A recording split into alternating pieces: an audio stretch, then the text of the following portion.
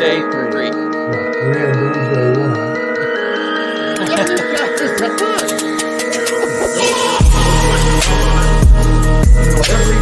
He came from one of the toughest areas of Phoenix. You got people on the defense talking about it. You better get your ass involved. You better get involved. I just gotta say, when it comes to Dallas Cowboys, well, It's different. Had you stayed For sure, because it would have thrown it off. Because and I go to bed every night like, Mr. G, man, I promise you that.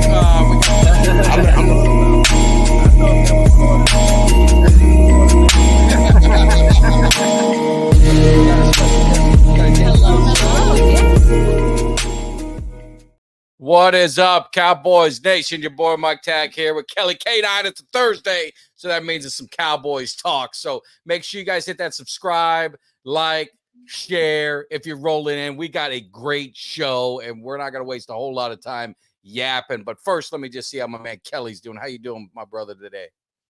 I'm doing good, man. I'm ready to, ready for another Thursday with Cowboys Nation tuning in and joining up to the Cowboys Cave. And we got a special guest, our boy Nix. And, when Nix comes in, it's time to crack a cold one, man, because, my boy about to start bringing the heat, so I need something to cool me down.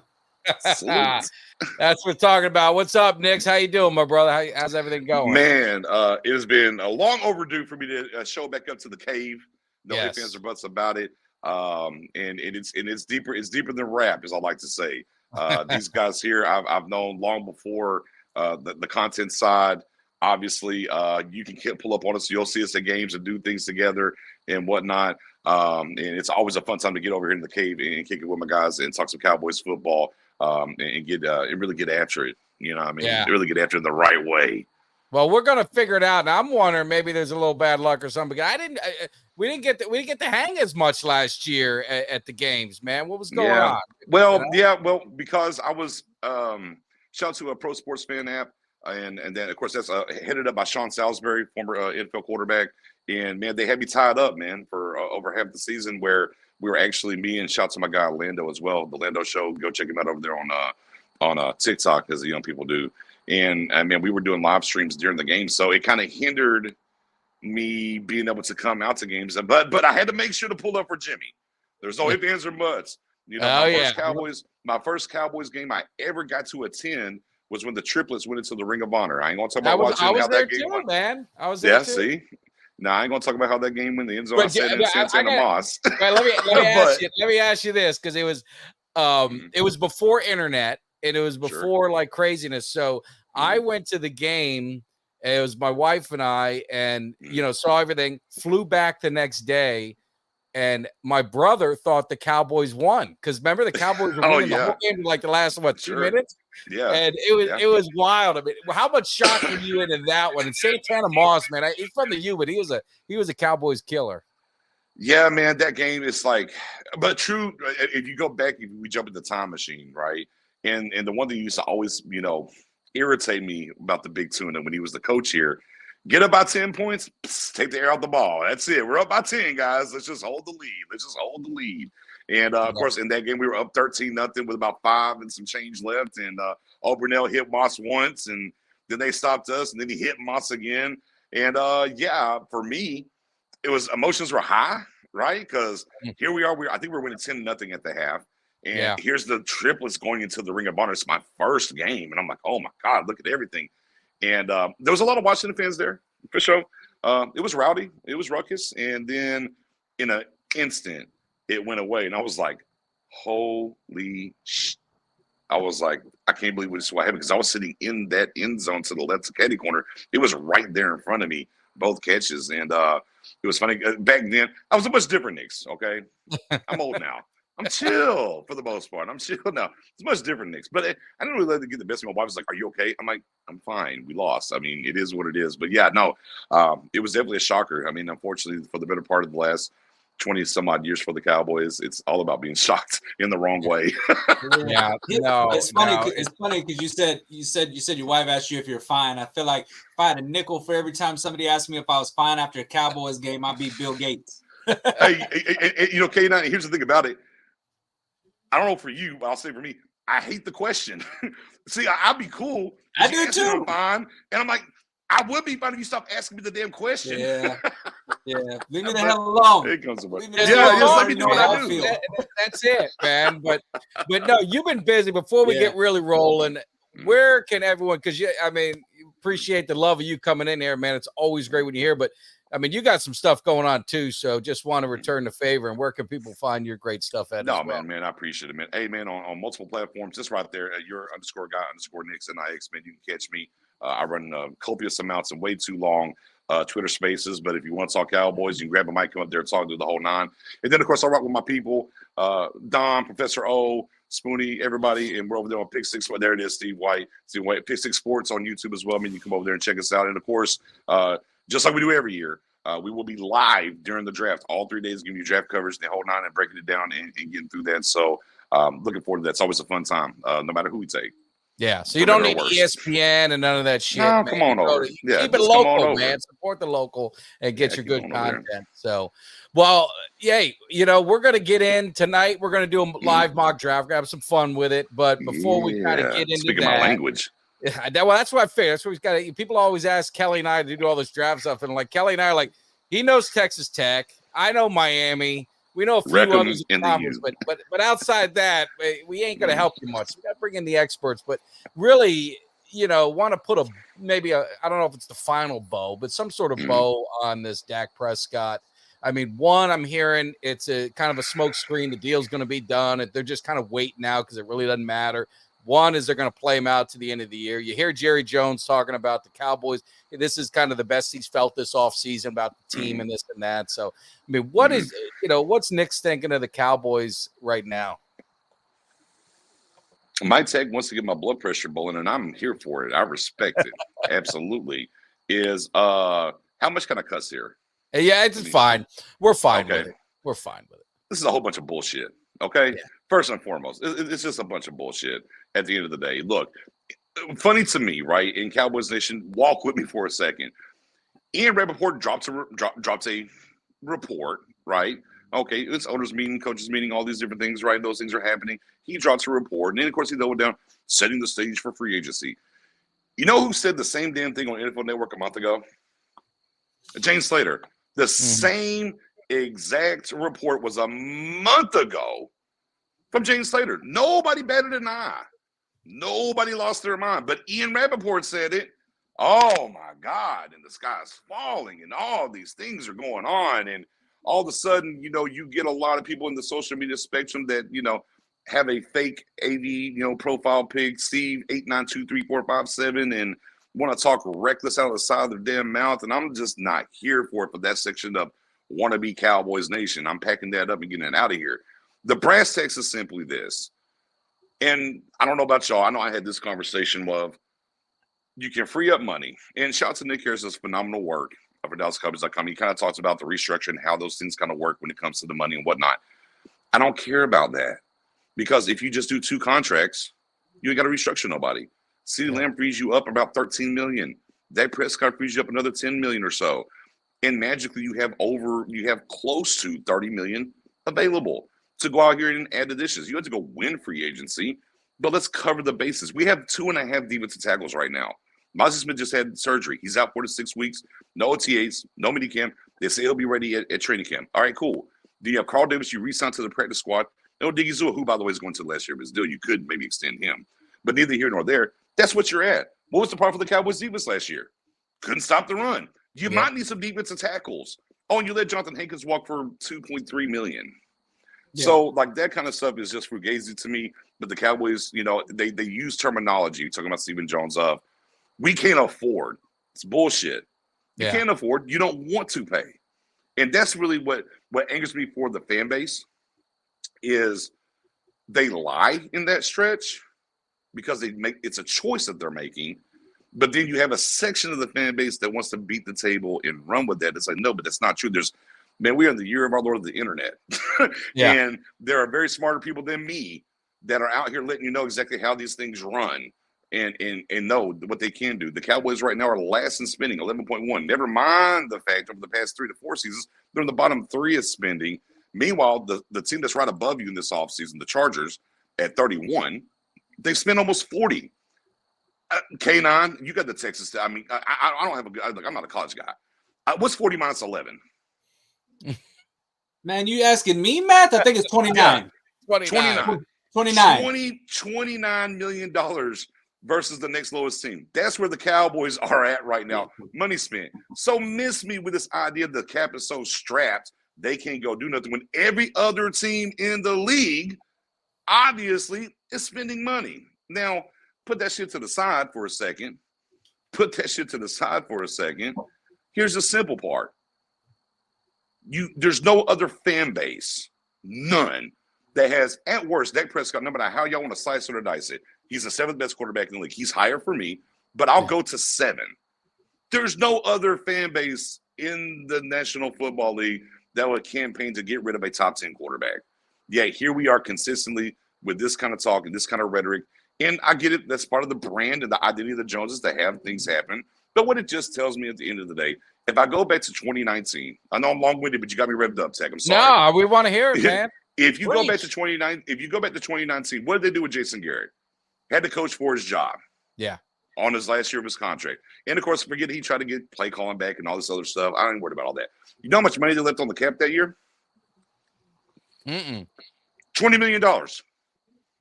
Do you think $20 million might have helped the 2019 Cowboys that went and added some players? Because here's the thing about it. The people that are adding is one-year deals. And you look around the league, they're one-year deals. So you can spend the money right now if you're worried about the 25 cap on one-year deals, like a William Gates signed in New Orleans for a 1 year, maybe up to $5 million, not concrete, right? You could have done that. You didn't do that. You didn't do that in 2019. So whatever Dak does get extended, and Lamb gets extended, because it's going to happen. Yeah. You think Dak's going to happen? Dak's going to happen. Okay. There's too much money for them to let them walk. Yeah. And everything. I don't care what they do right here. Every move and what they've done from an action standpoint lets you know that they're going to re-sign him. It's just going to be at their time. And they'll do it probably by August or maybe in August.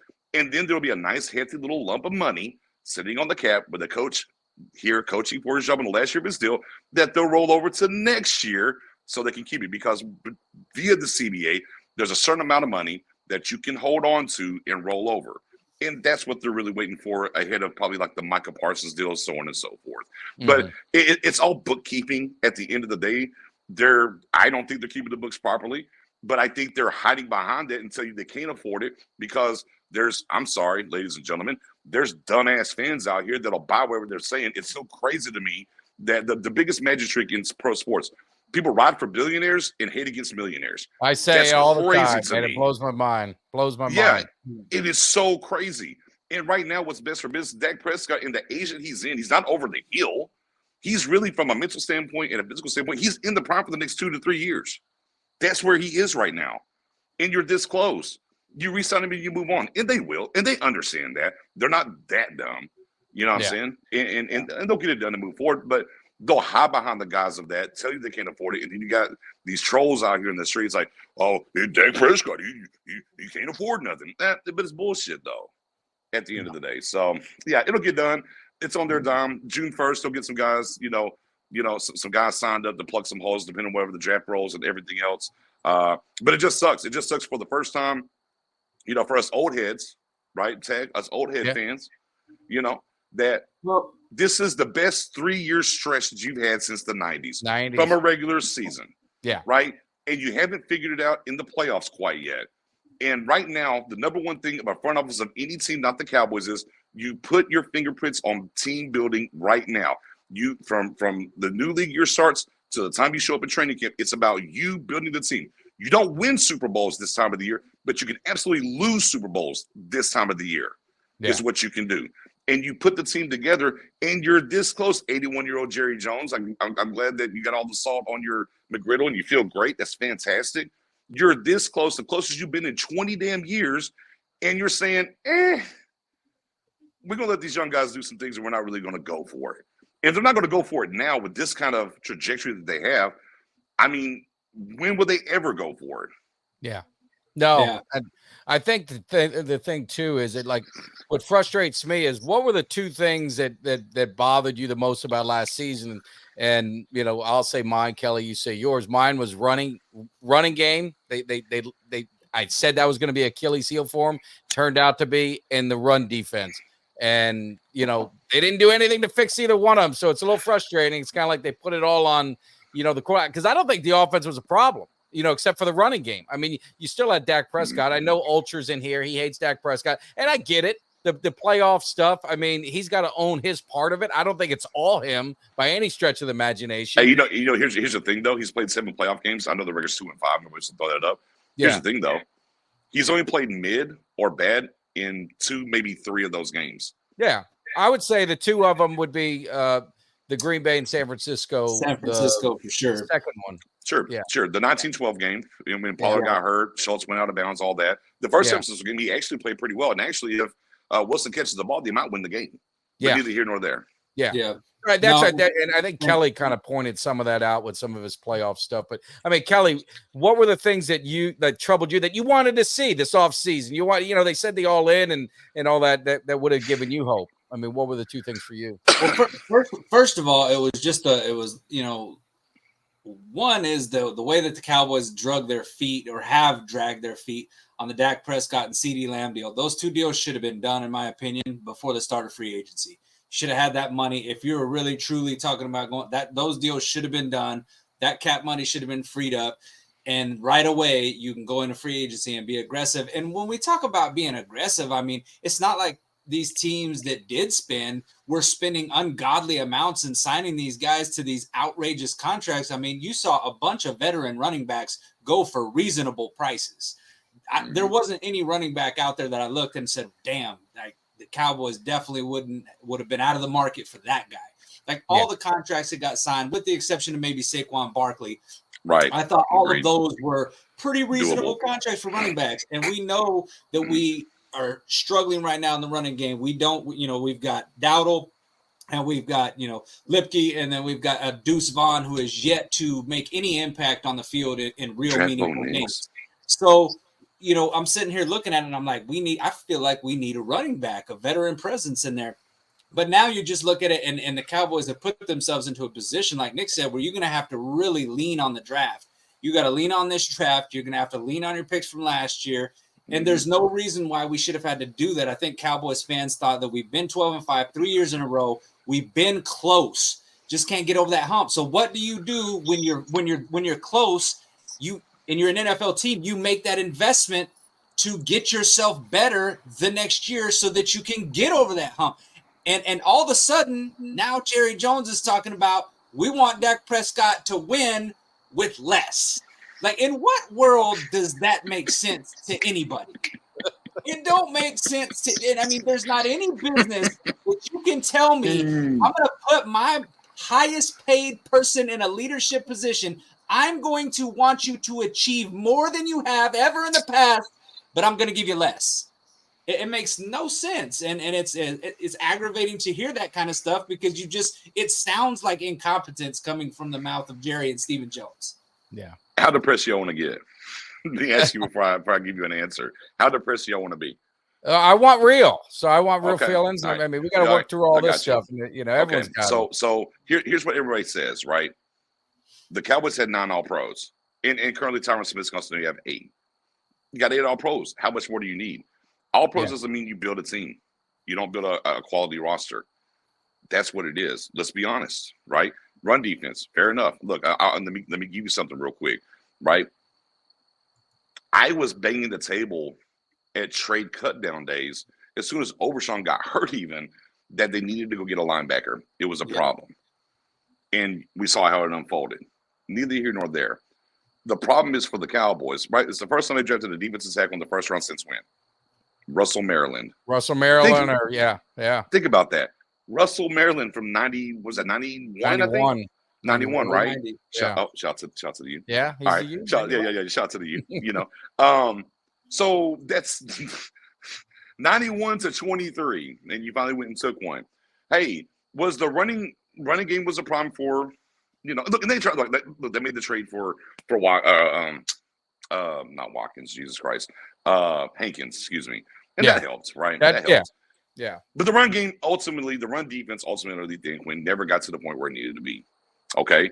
Then we had the 1 year stop of Mike Nolan. How was the run the defense in general? Forget just the run defense. It was just atrocious across the board. Fair. Yeah. Okay.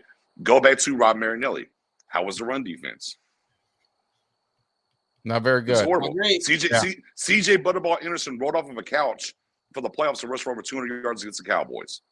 Right? Yeah. Couldn't But get that himself loss to was save on life. Dak, though. That It's loss been a was on. problem. Yeah. We And gave up he- 400 and yards he- rush yeah. or whatever the hell it was. Right. If you go dial up what Dak actually did in that game, that's actually a good game for Dak. It was a good in game. this offense. It was. But everybody box watched it. They box score and whatever.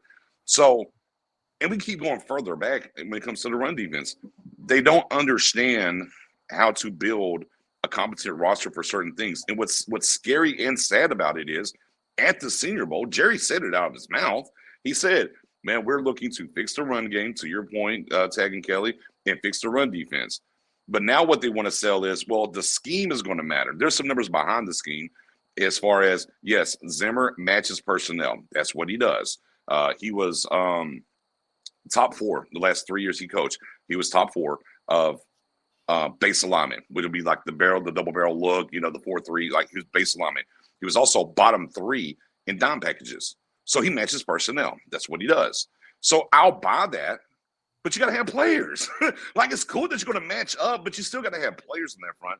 But ultimately, the Cowboys, from stopping the run, it's been a problem for damn near a decade. It's been a problem for a decade stopping the run. And that's because of how you're building the team consistently.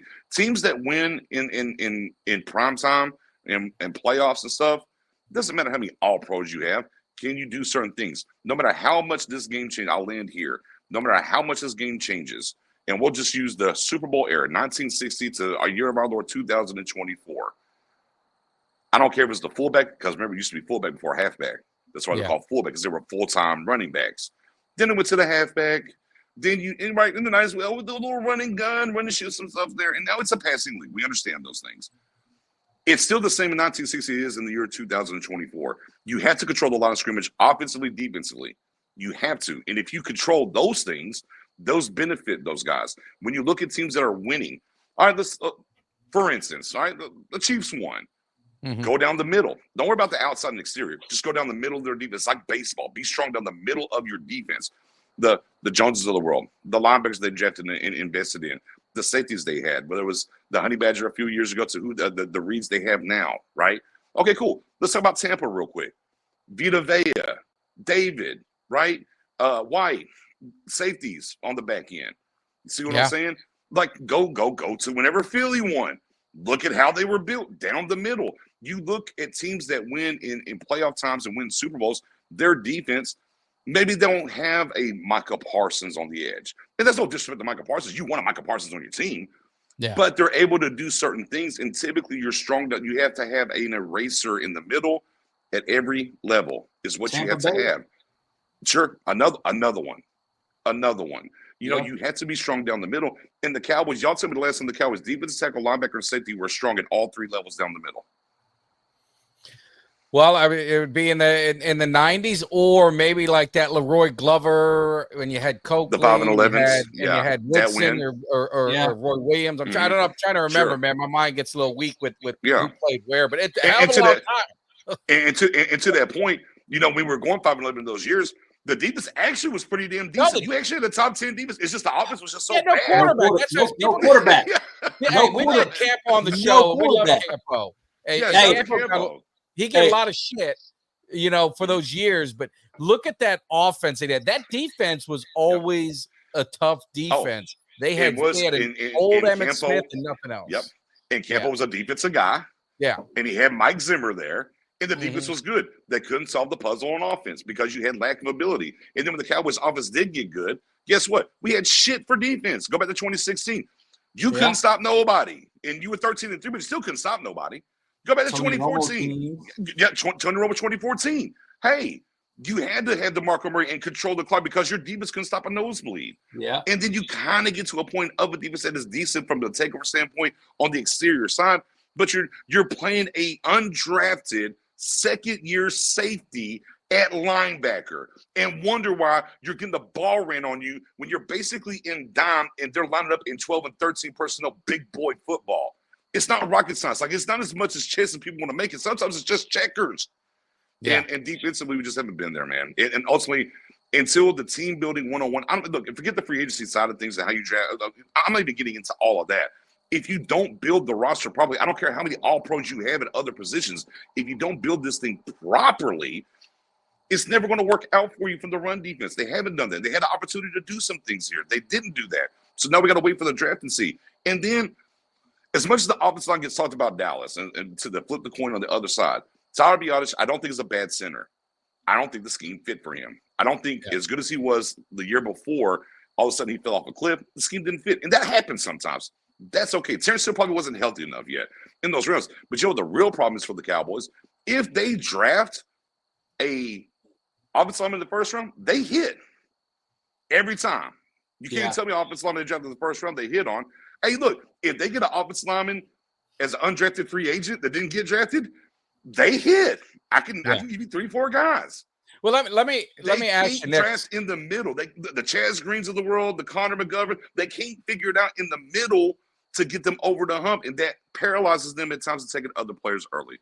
They used to in the Great Wall. I mean, Kevin Gogan was 7. Sure. 2-A was like 6 or 5 or something like that. Nate Anyway, Newton was a free agent. Nate Newton was, But let me ask you on the line, and Kelly wants your opinion too, because maybe I'm crazy, and Nix, you'll set me straight. I know Kelly will. I'm not as worried about the offensive line going into next year. I don't know. Call me crazy. I kind of liked Hoffman. I like bad. The depth. Now, don't get me wrong. I mean, you're taking the depth, but I think the starting 5 we throw out there, my biggest concern is going to be Steele. And if he can go back to where he was, he just has to be average. I think people have to understand you're not going to have an all-pro at every position on the offensive line. I mean, it's just not going to happen. But I think our line is doable. I don't know. Maybe am I crazy? Kelly? No one crazy? I don't think you're crazy. I still worry. I still worry a little bit about left tackle just because I thought that we had some. I think that we do have some potential out there that could be there, but doing it for a whole season and doing it at a tier 1 level, protecting Dak's blind side is always going to worry me a little bit. If we're depending on a person that, let's just face it, we're looking at potential but not proven ability, right? So I want to see that on the field for a sustained amount of time because, and yeah, you're right with Steele. I don't know what happened with that dude. He just fell off the face of the earth. He's a Texas Tech guy right there. So I want him to come back and play well, but he was ass last year. He was bad. So we got to see improvement. We got to see improvement from him. And I do think that if there's an upgrade in the draft at the center position, or because I feel like that's the most likely to hit right there is that center position. I think you draft one. I mean, I know other people that have kind of disagreed. I like offensive line in the first round or defensive line. You're either interior of one of those, period. So either defensive line or offensive line is where I'm trying to go first round of the draft, me personally.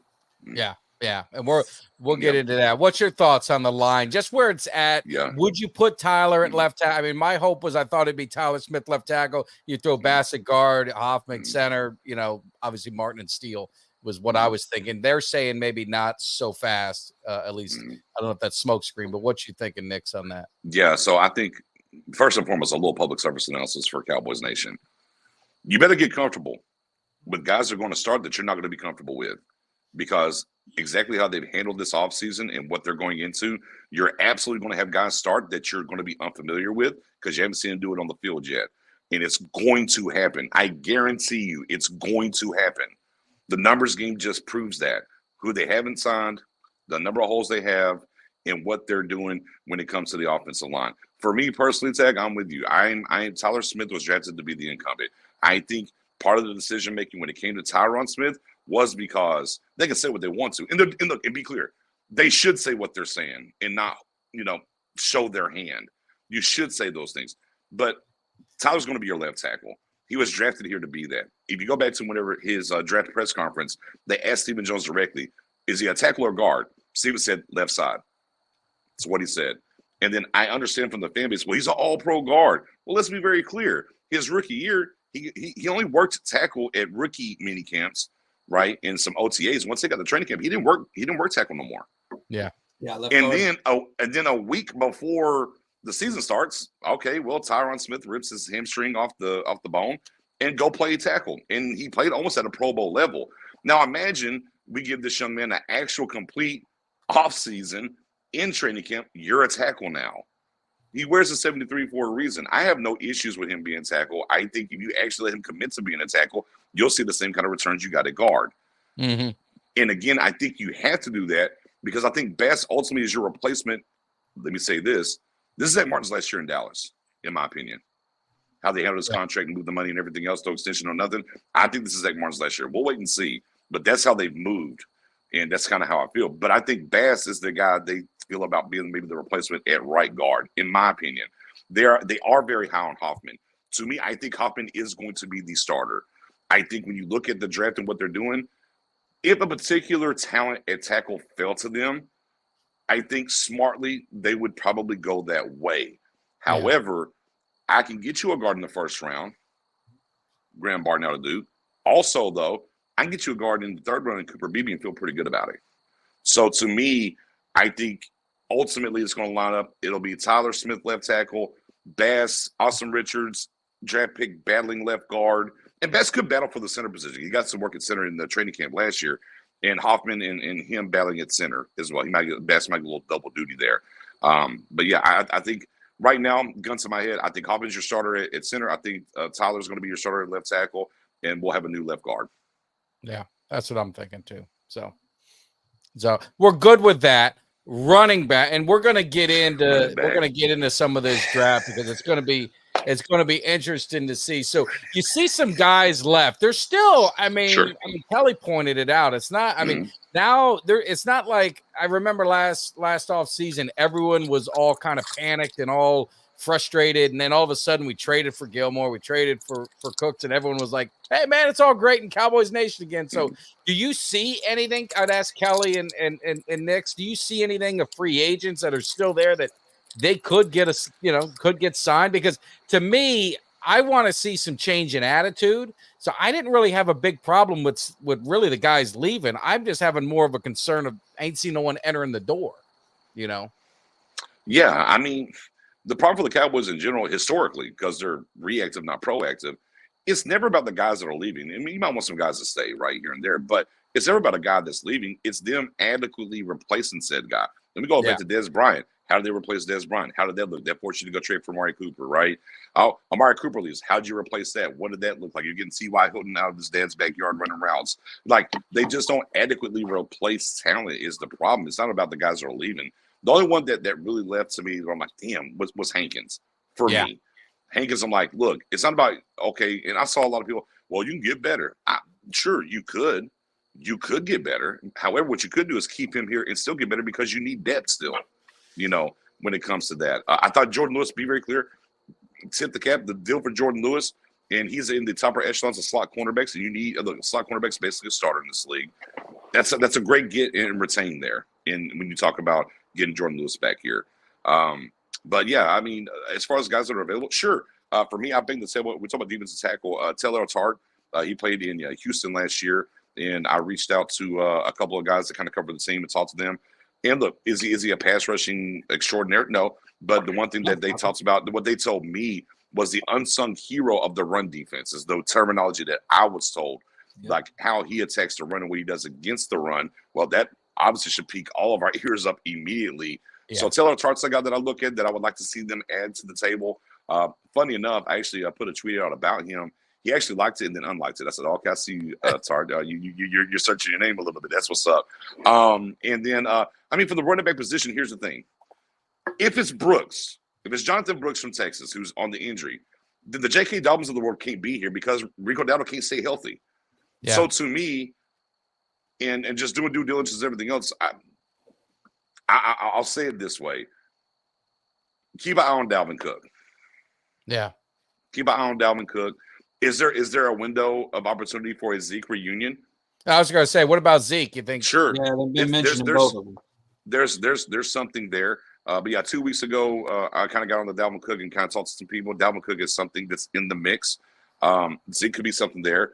Clyde Allaire, I mean, that's a guy you can kind of look, right? He matches all the high draft pick, maybe didn't get his opportunity, young. That definitely checks the marks when you see the Cowboys add a free agent.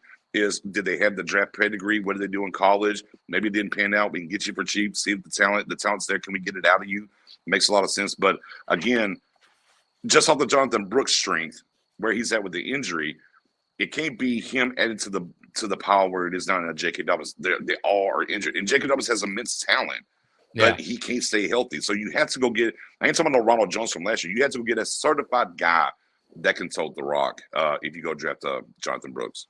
Yeah, yeah. And we got Mikey jumping in. So what's up, Miguel? What's going on, everybody? You know, we're going to do some drafts, so we brought him in. You know, he's another guy. He loves the college football, loves drafts, so I have to give some help. But, you know, he's also one of that generation that, unfortunately, you know, for us, and you know, except for him, we've seen some championships, right? So we've seen those years. You have, Nix, right? Hopefully. Oh yeah. Okay. I won bets. All right, there you go. So I would just say for Mikey, you know, just getting in, and then we want to get into some draft stuff. Is, I mean, for you being a fan, you know, seeing what's happened now in the offseason, how is this making you as a fan? Because you maybe had that taste so close, and obviously our hearts got ripped out, but.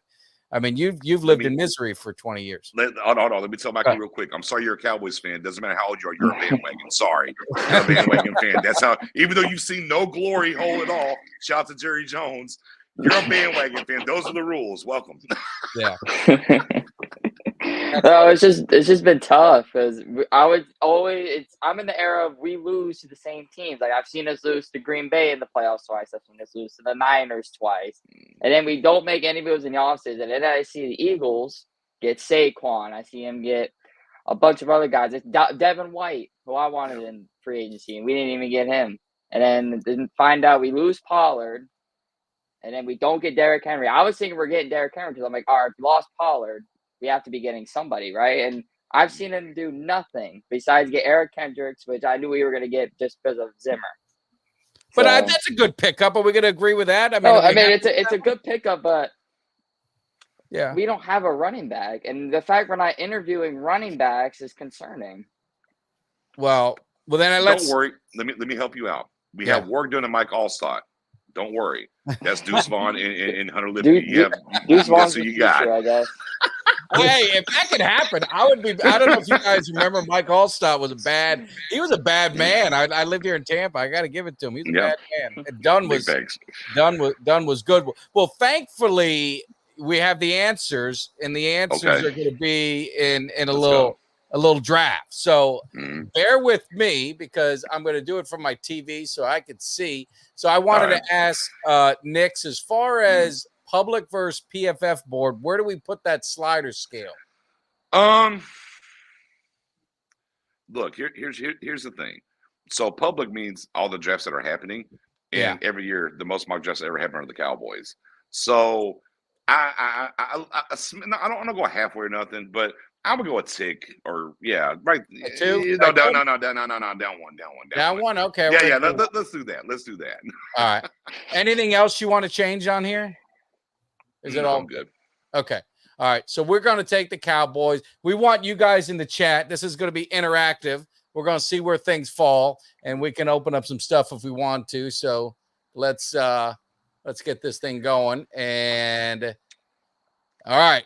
So here's what the Cowboys got. Hopefully can you guys see that good? Yep. I Anyone see need help? Crystal clear. Hey, man, I'm on my phone. I'm good enough. Yeah. I see JPJ and I'm excited. So that's the thing. You're talking about defense or offense, and I'm seeing, two interior defensive guys, right? And that are still there, that are highly touted. You got a cornerback, you got a center, you got a safety, and you got a linebacker. Talk me through the process, Kelly, and then go down to Nix and then Mikey. What are you guys thinking? In the chat, what would you do in this situation where it's at today? I know I was talking about offensive line, but I know when I see and they've got 2 of them this year. They've got Sweat that you could probably get later, but I like that defensive tackle from Texas, Murphy. And because I don't think that Mozzie Smith is going to make some magical year 2 leap that some of these fans seem to think that he's going to take. I saw nothing to indicate that at all. So yeah, I'm looking at defensive tackle right there. It's not going to be the sexy pick, and they're going to be like, man, 2 years in a row the Cowboys did it. But at this point, you look at that defensive tackle room, and I don't like it at all. All. So, yeah. What you think, Nix? Is Graham Barton on the board?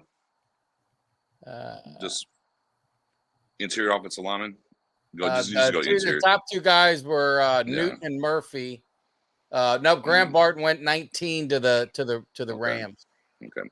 All right. So for me in general, and I'm looking at this, look, I like both defensive tackles.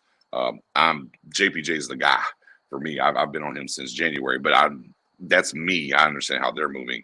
Here's the thing about Peyton and the linebacker. He's a first-round talent, and for what it's worth, he's been healthy for 2 seasons, his last 2 years. He's had 10 surgeries, though. Man, we don't need no more injured linebackers, hey, man. I feel you. I know. I'm just saying. As my guy Dom likes to say, first round a talent, a fourth round a body is kind of where he is.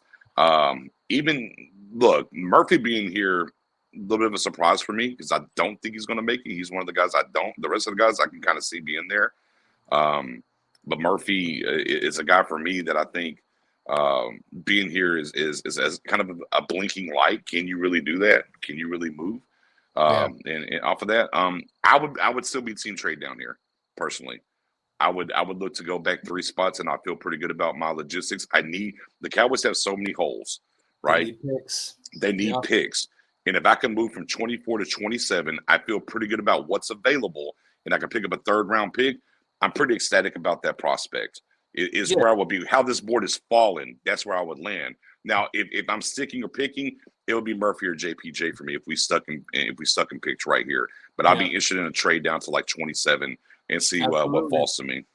All right. So I mean that's an option, Mikey. What's your thoughts on this one? It looks like we got a lot of mix between power to get the center or the D tackle. So it's kind of split right now in the chat. Mm-hmm. Well, in my opinion, I agree with them. I think JPJ and then Murphy, I think that's probably would be the move, honestly. But if I look at this new kickoff rule, I would trade down, right? Maybe trade down to like 29, 28, and I would get Xavier Worthy. Imagine him and Turpin back there with the new rule. It's over. I mean, 4-2-1 speed, you can't teach speed. And I feel like that's something we're missing. Is this a Madden? Is he a Madden era draft? I mean, what are we doing, Nick? Help me out, man, with these young guys. Well, Worthy's a first round pick. Hold on. Look, and now I'm gonna side with the young buck here quick because I put it out there. I know people love BT from LSU at wide receiver. Personally, I have Worthy over Brian Thomas Jr. I agree. I do. Now. I'm gonna get off the gas because I ain't going down to 29 though. No, 27. That's why I said trade down. I said if we're I'm trading down to 7. You get the center and then Murphy. Yeah. But if we're trading down, I'm looking at Worthy. Maybe you trade with Kansas City, trade with the Lions, or 32. Oh my goodness, yeah. I'm just throwing it out there. Do you guys want to hear JPJ? Do you want to trade down to 27? And then what would we, if we go down 3 spots, what do you think in value? What would be the other pick we can get, a 71 or a 90? 71 would be great, but it's probably 90. I mean, I would like to get 71, 90, but it's probably 90. It's probably 90 though. But I'm still good moving down 3 spots and picking up 90 though. If they let it fly. Trade not accepted. Hey, throw him one of our pits. We got 2 comp pits, right? Throw him a 216. 216? There you go. Yeah, throw him 216. Let's see if that'll move the needle. Let's see here. Not accepted. They're not liking us. They don't like it. Well, then we're probably sticking to picking then. All right. All right. So so what is it? We got Murphy or Johnson. We got to vote. So Mikey, Murphy or Johnson? Realistically, I don't think Murphy's here, so I'm gonna say JPJ Johnson. Okay. All right. Yeah. I realistically I agree. I don't think Murphy's here. That's exactly why I'm taking him. We got to go with the way the draft is, Mike. We can't say he's not there. No, I know. I'm just saying. Yeah, just Murphy. That's fine. All right. So we're good I with think he would Murphy. be here. Yeah, Yeah, that was my pick as soon as I seen him. So yeah, I got to stick with it. Oh, I forgot to do the 7 rounds. Damn it, Nix. You didn't Yay. We got Murphy. Hey, y'all. we Pack it need. up. Hey, you better fix that. Pack We it up. We good. We definitely need more than one. We definitely need more than one pick. All right, yeah, we're gonna do more. All right, we're gonna do it again. Now he may not. Now be Murphy's here. not going to be here. He's Now not Murphy's Murphy ain't not gonna be there. No, All all right, right. now it's going to be easier. So we're gonna go with the center then, right? 'Cause- JPJ, yeah. No, try to trade. Wait. Can we trade All right. this time? We're gonna try and Yeah, trade. Can we trade the 27? All right, Can we let's go trade the ahead. 27? Damn it, we lost Murphy. No. Oh. Hey, they Oh, accepted there we the trade go. this time. All right, there we go. All right, bet. Now let's All go. right. Now we lost the Oh. center though. Now the center's gone. We rolled the dice. Now you got the cornerback, you got a tackle, you got safety. You got Zach Frazier though at center though. Yeah, Zach Yeah. Frazier's there. I got my trade back. So Let's say hey, when I'll Bo let Nix is y'all there, rock. there's some people wanted Bo Nix. Do we go that route? Hell I no. mean, No. if you want to draft Paxton Lynch, go for it. If you want to draft Paxton Lynch, go for it. I'd like to get some Kool-Aid. Is there any chance Yeah, Kool-Aid? I would no. I'm not. I would. I'm surprised he's even here. I thought Kool-Aid. I think Kool-Aid's one of the best in the draft. Honestly. All right, so who we taking? We taking the center? Frazier would be my pick here, personally. Yeah, I'd say Frazier. Frazier. I mean, Leba Conkley is also a guy I wouldn't hesitate on, but I would go Frazier though here. All right, we'll We're gotta get. Hey, you Oh, said you gotta be strong in the middle. Oh, yeah, it's You have true. to And be. Deshaun's, and then there's Deshaun though. Dadgummit. Is that Deshaun at the top? Who's up top? Who's up top? Who's the owl? Yeah, out there? Deshaun. Yeah, Deshaun. Cooper Deshaun, Is cornerback. that white boy cornerback? Yeah. You taking him over Kool-Aid? Yeah. To be honest Hey with man, you. he's Really? I like seen him Kool-Aid. play. I like Kool-Aid. He's good. He's a But- great but white Zach hope of Frazier. cornerbacks, man. He But is, Zach Frazier- man. Zach- I like Zach- him. I like him. Zach- Hey, you don't see very many of them anymore. No, you don't. You No don't. lie has been sold And that there. But dude yeah, can Zach ball. Frazier's right. Zach Frazier's where I'd land though. That's where I would land. Yeah. We'll go ahead and get that rolling. But we got an extra pick, so that was good. All That right, part. so now we're in the second round, and I can pull up any positions if you want to filter by position. Right. But what do you guys are thinking in the second round? Rumor was Jonathan Brooks, right? Isn't that what I kept hearing? The Cowboys are It's a hot. lot of Yeah. that. I'm not Yeah. doing it. I'm not doing it. But what do you guys I think? wouldn't want to do it because of the injury. Third Yeah. round, sure. Second round, I don't want to do it. If we're talking about what we're doing, then we're not doing it. If we're talking about the Cowboys, absolutely taking. But if we're doing what we're doing, then we ain't taking him. That's where I would land. All right, I'm seeing wide receiver. I'm seeing Yeah, maybe linebacker, defensive tackle take here.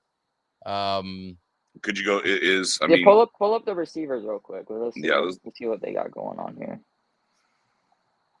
Ooh, Tez Walker's not bad. no, yeah. I think you can wait though. Still, Yeah, you could like I definitely like. wait. I think you can wait. I would wait here. I would pause. Yeah, I'd roll the wait. dice there. I'd wait. How about defensive tackle? Sweat there? You want to get nasty in the trenches? No. Oh No. yeah, he's there. Oh, he is. Okay. He's there. Could roll the dice That's there. a good pick. Yeah, Sweat would be a guy. Brendan Frisk from FSU. I'm sorry, Tag, my bad. But Yeah, we can't have this- any of that I stuff. know. That's fair. That's fair. Linebacker. Let's look at linebacker. Linebacker. Let's see. Top linebacker. Yeah. You got Colson, Michigan. I heard about Colson. I know Tuck's high. They on met him. with him. Yeah, Colson's a Jeremiah guy. Trotter. We can make the Eagles all pissed off. Very true. I like Very Trotter true. too. And then running back. Let's look at running back real quick. What? Running back. Let me get rid of some of this because it's getting to be. There you go. All right. So you got Wright, you got Quorum, you got Bucky Irvin, you got Trey Benson. I mean, there's a lot of options there. So, you know, at this point, right, there's a plethora of options that I think we would all feel pretty comfortable about. It's really, we've attacked offensive linemen interiorly. What position do you want to attack here, guys? Like, what position are you thinking you really want to attack here? I think you got to go defensive line. I mean, I think you go. Yeah, I think you go defensive line. Okay. I go defensive line. I defensive line as well. Okay. On that one. Who's your guy? I like Sweat. He's a big nasty one tech. Big body. Big we're body. agreeing with Sweat. I mean, I don't know if Kelly wants to do that. Kelly? I mean, both those Who's your dudes. tackle? I like both of those guys from. I mean, once they're not playing for Texas anymore, they're playing for us. They're okay. Yeah, Leave exactly. it to the side. I like Sweat. I don't know much about the dude from Clemson. All right. Well, let's go. Pull Sweat. the trigger. Let's pull the Let's trigger. just Let's get do it it. done, man. Let's do it. Listen, now it's going to be the interesting one because now it's third round. Oh my God. I'm going to say this. You know, I've said it. I've preached it. The Dallas Cowboys won Super Bowl championships when they had guys from the U on the team, and you gotta. I already know where you're going right here. Ball hawk. He's a hitter. You got Cam Kitchens falling to you in the third round. Cam Kitchens is a I'm dog. tempted, but you guys can talk me out of it. But I know where Mikey's thinking. But Nix, what are you thinking in the third round? Man, there's Trey Benson, man. Walk away. Just click it. Don't worry about that logo and just click Not right it and there. go. That's a tough pill to swallow. Taking a Florida State player. That's who I like too, man. That's been Trey. Yeah, he was Trey one of my Benson. favorite running backs. Honestly, that I mean, is you're out getting. there. Yep. I like him a lot. You're getting the numbers for my board. You're getting he's number one on my board because of the Jonathan Brooks injury. Without the injury, Brooks will be number one, and Trey Benson will be number two. We're in the third round here, and you're able to get the number two running back on the board. Look, you're in the third. Here's the other side of the dichotomy of that too. Is simply this: you're in the third round, and you're getting a guy that's going to be a huge contributor for your team. Yeah, basically a starter. And if you're able to do that in the third round, maybe you have to go there. You have to take it and walk away. No, I did it, man. It hurt, but I'm sorry. I'm sorry, Mike. I'm sorry, Tag. I'm sorry. Hey, don't get me wrong. Kitchens is an intriguing pick for sure. third round. It definitely was. Yeah. And then, of course, look. If you would have won Jonathan Brooks in the second round, I would let you take Kitchens. That's maybe I might think it's wrapped over. Fair point. Very all fair. right, so we're getting a lot of heat. We're not drafting a linebacker. I'm seeing Kelly. We are right now. Kelly, you got to man the chat because I'm doing this one. But I think hit the linebacker. We're one linebacker here. Where we go? Let's pull these linebackers up. Let's see what we got. Let's see what we got. Okay. Look, boom. You got options. A lot of options. Yeah. I respect your grades good, but you can wait on. Come on, talk to me. Hey, keep cooking. You're in the fourth. Hey, we got the extra pick right now. Here's the bonus. I'm with you. I'm taking Gray here. I'm okay. I'm okay with Notre Dame. I'm okay with Gray. I'm good either way. North Carolina. Let's see. First of all, let's see how he did against Miami. He did all right against Miami. Him and Ted Walker cooked us. No, they did. Now you can look at wide receiver real quick. Let's see what the receivers are. Could look at wide receiver. I did a draft. There's some linebackers there. Now, do we get Jerry Rice's kid? I mean, I guarantee that. Get those linebackers out there for me real quick, if you don't mind, brother. Yeah. Appreciate you. Yeah. Okay. Yeah. I mean, not as deep as linebacker right now, but what's a bigger need for the Cowboys? Right? Here we are with the extra pick. Is it linebacker or wide receiver here, guys? There's a guy you can take here. There's two guys you can take here. But linebacker, you kind of get a little pick of the lane and don't let it fall to you. For me, I would go Cedric Gray and walk away. That's where I would be at, guys, personally. I agree. I think you go Cedric Gray. What are we saying there, Kelly? See if we linebacker is. We need a linebacker. We got some people high on. If I'll butcher his name, but Notre Dame guy's good. Life. Who's a linebacker? Notre Dame. I'm seeing his. Just say Notre Dame. Hey, Tag. Just do what I do. Just say Notre Dame. Notre Dame. Yeah. Well, I like that. I like the kid from Notre Dame as well. I'm not mad. Look. I'll go either or. I'll take Gray or the kid from Notre Dame. That would be my two for me. and I'm watching some of his highlights right now. That kid's good. Whenever I see linebacker Notre Dame, the first thing I think is Jalen Smith. Oh, I was talking. Wait. You were talking about Hold the on. other guy. I thought you were talking Yeah, about the fake yeah. Teo. Manti. I mean, look. Where Mike McCarthy went to the Notre Dame Pro Day. He did. Just saying. You guys all said Gray, so we're gonna stick with our gut. We're gonna stick with the gut. We don't want to. You got a clock here, so we got to do that. So. Let's see what we got. Now we're going. It's 174. Now we're getting into the now we're getting into the weeds. This is into the weed. This is where you're going to find out if we know what the hell we're talking about here. Now, where are we looking? You looking wide receiver? Pull up receiver. McCaffrey. Yeah, because obviously I'd take Luke. And hold on. Let's see what we have here, though. Yeah, I mean, Luke's kind of coming up the boards in this draft process for sure. I do like the kid out of Texas. Scroll down just a smidge. I like the kid out of Ole Miss as well too. Now, it's a little early for him though, but I do like him. I do like Frank there. So what we got? We got a center. We got a defensive tackle, right? We got a running back, and we got a linebacker, right? Yeah. What's the what? How about what's just the top of the board? What is the top of the looking board at? like? Obviously, running back, edge. What about Michigan? These Michigan defensive guys, McGregor at edge. You got Simpson safety.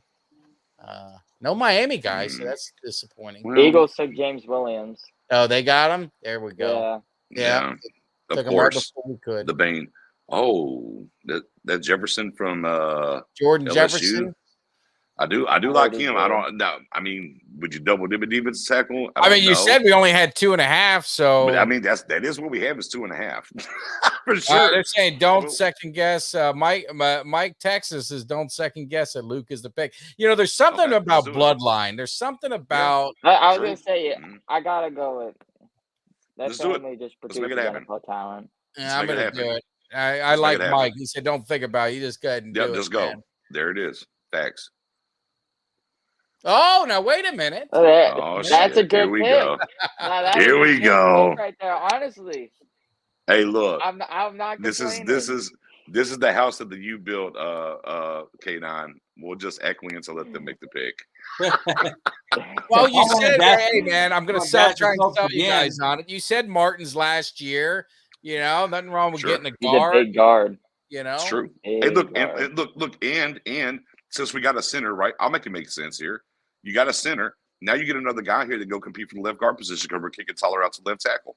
Yeah. That's value. There you go. All right. Well, I like my Miami guys. And look, and here's the thing. You already got to you actually drafted the FSU guy. It's only right that you get a U guy. By the way, look, it's very simple. The safety from Air Force and walk away.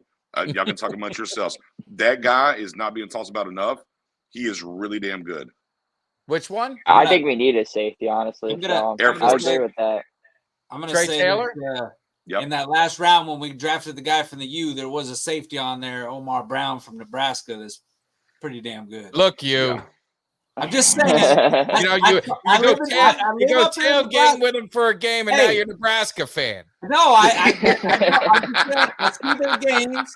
They play in a tough Big Ten with really hard hitting physical football, and I know that dude was a pretty stout safety. I'm just gonna say it from what I saw. It's pretty impressive. Yeah. What are we looking at here? Should we go trade Taylor and get a safety? I think we need a safety. I think we. That's where I would go. I don't think we don't have a dog. And he's great. We need a dog. And he's great. When we talk about value at this time in the draft, this is a great value pick here for the Cowboys. No, then we're going to do it. And then this is all right. Let's see. We got is that Tua's brother? That's bloodline. That's bloodline. That is bloodline. For me, let's look at the quarterbacks real quick. Is my guy here? He might have got took. Yeah, he got took. What would you say? I'm going to ask you, Nick. So Saturday, Mikey and I hung out with Malik Rozier, friend of the show, quarterback. Oh, yeah. Broke Florida State's heart. Mm-hmm. He said that if I was the Cowboys, he said the quarterback I would take late would be Sam Hartman. He said, don't look at him at Notre Dame. Look at him at Wake Forest. I don't know your thoughts on him, My quarterback or what? Look, there's things that I like about Sam Hart. I think his arm talent's limited, though. I just do. I think some things when we talk about arm power and certain, I would be concerned about certain NFL throws. But again, we're here in the 7th round, right? And you're looking to draft and develop a guy, so I'm not completely against it. Again, I'm just talking about limitations from him. I think there's a lot of things I don't think he's a bad football player. Yeah. But when we just talk about the arm talent in general, I think there's throws in the NFL on the NFL level that you would be concerned about when it comes to that. Let me ask y'all this: would you be willing to double dip at running back or linebacker? Well, I would at linebacker for sure, but then I saw your boy from the Ole Miss that you were high on sitting there too. Yeah, that's a wide receiver for sure. But I like Ali out of Marshall at running back for sure. Let's clear the board and see what's at linebacker real quick. I just want to see something. Nathaniel Watson, Mississippi State. Scroll a little bit. Okay, no, he's gone. Okay. I mean, I'm open here. What is Ali? What's his running? I mean, what do you got? Is he a big? I mean, is he a bruiser? Is he? Mm-hmm. Yeah. So, and again, we're going back into how do we feel? You know, in general about the running back room, right? And look, and obviously you're taking the guy here and what's going on, and right, special teams is his path.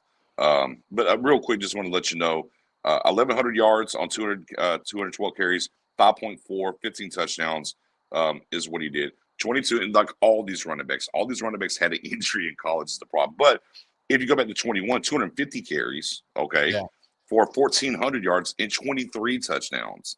So yes, there was the injury in between the 2 years, but big year, came back, had another great year as well. And again, I'm talking about value picks. This is a guy, 6 foot, about 210-ish pounds, what he kind of brings to the table from a size factor when it comes to that. And just, he hits the hole hard and he can run through. Like, he's not a guy that if you arm tackle, that he's not really going to go down. Again, it's one of the things. Trey Benson, he had an injury. Like I said, that's the problem with all these running backs. They've had an injury at a certain point. So if you feel like you want to double dip, Ali would be the guy here for me. Again, like I said, 2 great seasons at Marshall. Sandwiched in, and the sandwich in between that is the injury for him. So again, and a touchdown guy, right? What do you think, Kelly, and you guys about Watson, Nathaniel Watson, linebacker, Mississippi State? Or Jordan, is it McGee? From Temple's a linebacker. You got I'm not even gonna pronounce that, from Washington. Maybe Cam might be happy if we take a Washington player. right. Yeah, you gotta check all the boxes. But I worry for our defense. McGee from Temple would be a guy. What's a corner? Yeah, I'm gonna say what's that cornerback? Yeah, let's clear the board and see what's that corner by chance. All righty, never mind. Not much. And we're good. And we're done. We're done here. Edge.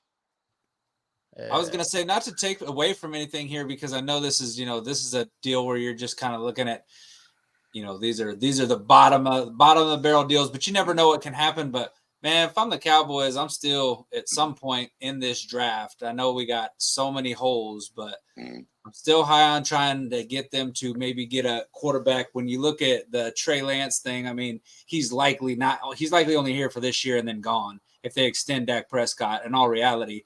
And I just feel like this team hasn't really done a great job at drafting quarterbacks and then trying to let them maybe sit and develop. I mean, you look at a guy like, when you think of, who really thought Tony Romo ever would have been a starter, man, where he came in? But he was a third quarterback carried on a team that Quincy Carter gets popped for a drug test. Next thing you know, Drew Bledsoe's there and Romo's number 2. And next thing, then he goes on to have a good career. I like quarterback, me personally, in some of these in this late round.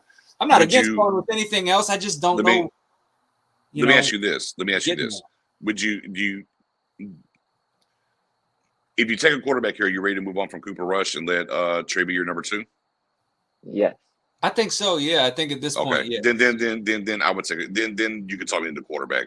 If the idea is that Cooper Rush, and they could save I think it's $2.5 million with the release there. If the idea that Trey Lance is going to be your number 2 this year, then I'm all the way in. And Cooper Rush is really going to be out of the building. Then I would be all the way on drafting the quarterback. And to his brother from Maryland, if you had a chance to watch him last year, did some really good things. Yeah, he really did. So for me, if we're going quarterback, that would be the guy I would say. No disrespect to Sam Hart, I'm just not a believer in the arm talent. Yeah. Personally, What about Gus Bradley's kid at South Alabama? I only know him because my buddy's kid played there, so I do know him. Yeah, I would. Yeah, I would go to his brother personally. All right. I would go there. What do you say, Kelly? You going? I like him too, just because he's a guy that brings. He's kind of one of those. He's kind of the mold of what you see from these quarterbacks. He's got the dual threat. He's definitely a threat to run the ball and throw the ball. So you like that when you're. They did not like our draft. Yeah. No, that's fine. Fired. That's okay. That's fine. We got a B-. That means it's probably better than than what they and I think Sweat's they get caught up to me, and this is what I would say is, and I don't know your guys' opinion of this, but when you let me figure out how to get back over to where I'm at. These drafts, I mean, what's your thoughts, Nix and Kelly and Mikey? If you want a guy, I mean, go get the guy. I mean, like here they rate you lower if you went and got Sweat because he's rated as like an 60 guy, but you got him at 50. Well, so what? If that's the guy you want, don't overthink it. Like you said, get the guy you want. I mean, simply put, they talk about the Power 5 positions and how the draft goes. But as I always say, look, you can't draft the Power 5 positions. There's not 32 of these guys available in the first round, right? Or and kind of move on forward from that. But that's kind of the mindset that's really kind of trended over the past 4 to 5-ish years about the draft. You can't take guys here. You can't take guys there. I mean, low-key, we should have took Michael Parsons. He's off-ball linebacker. You took him too high, and you see what you get. Got laughed at for that, no doubt. Right. And then the funny part was, right, you don't take running backs, you don't take linebackers, you don't take safeties high, right? Watch. What did Detroit take last year? Running back high, right? And Gibbs, Campbell, the linebacker from Iowa. And then they went and got the safety out of a Branch. And some people kind of killed him for what they did and said it was reaches and too early. But this year, and they just did this about a month ago, they rated who had the best draft last year. Guess who got rated number 1? The Lions. So to your point, Tag, look, I'm a firm believer of if there's a guy that you want, position be damned, because the idea is to go get you playmakers, guys that are going to contribute. It's about getting you a 10-year guy. Can I get a guy that I know is going to help me day one, and he's going to get to a second contract for me, and then everything else be damned? And I don't really care what that position looks like personally for me and how I attack the draft. I don't care. Sure, do I rate certain positions higher than the other ones? Sure, but I rate prospects and what they bring to the field. You know what I mean? So cool. Left tackle, right, should be rated higher as a position than, say, defensive tackle. That's what's up. So what I should do is take a Chaz Green instead of a Aaron Donald because of the position rank. You know what I mean? Like those kind of things to me. I know Chaz Green's a 3rd-round pick. I'm just using names here just for the exercise. But, go get your guy. And your team matters and how you're building that team and what it is. I don't care about the damn position. He's a guy that's going to fit in your scheme, give you great play on the field. And I don't care if he's a safety. I don't care if he's a tackle. I don't care if he's a linebacker, off ball, on ball, whatever the case may be. We play nickel. They're all them in the middle anyways. What are we talking about? Go get you a guy. And that's what you need to do. Get guys that can play football. That's what we're doing. Yep. Position be damned. Yep. No. And is this our guy, Mark, from that's our guy.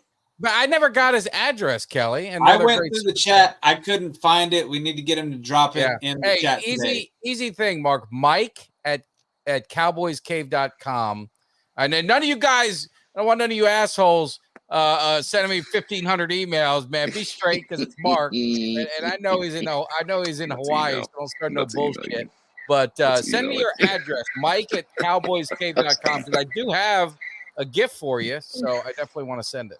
So, but yeah, anyway. I think Mark effectively funded mine and Mike's kids through college the other day with all the super chats he was sending. It was every other probably like 20 super chats in one damn show. It was pretty amazing. So, hats off there, Mark, and thanks for joining back up. Appreciate it. I agree. You know, one thing I like, or thing I keep thinking about this draft is, have the Cowboys put themselves in a position where I feel like years past, a lot of times what they've done really good at is either they do draft their board accordingly, but I feel like they've been in a pretty good position to draft best player available. And now with the holes that they have to fill, I wonder, and want your opinion on that, Nix, does it make them have to be, I guess, not necessarily say a little bit tighter on how they're drafting, or are they going to be able to do best player available basically? Or because the amount of holes they have, are they going to have to draft for need because of the needs that we have and because of how this draft is kind of set up? Yeah, I mean, here's the great part about it. When you need everything, it is BPA. Yeah, that's a good way to look at it, yeah. It's BPA on their board because they need everything, right? I mean, also tight end, quarterback, maybe safety. You need everything else. But I think the other side of it too, and the things that we are not beholden to is they have an idea of who they want to sign, who's available. And of course, they're going to wait for some cuts and everything like that. And for me, and what I wondered how my mind works is how much of what that plan is that's left out there in free agency they want to add. How does that affect their draft strategy, right? And because that's gonna be a part of the formula. It's gonna be a part of what they do, because they look, no matter what's going on and how we feel indifferent about how things have happened in free agency and whatnot, they do have a plan of guys that are going to add, because there's not enough draft picks for them to fill all the voids that they have on this roster. Right. So they have their targets that they want to go get. Now, how does that affect their strategy into the draft is the thing that we don't know. That's the thing. If I could have any amount of information, that would be the key piece I would love. I feel like I can nail where they're going in the draft. But ultimately, what is available there, you can go get things. So we talked about that a little bit earlier.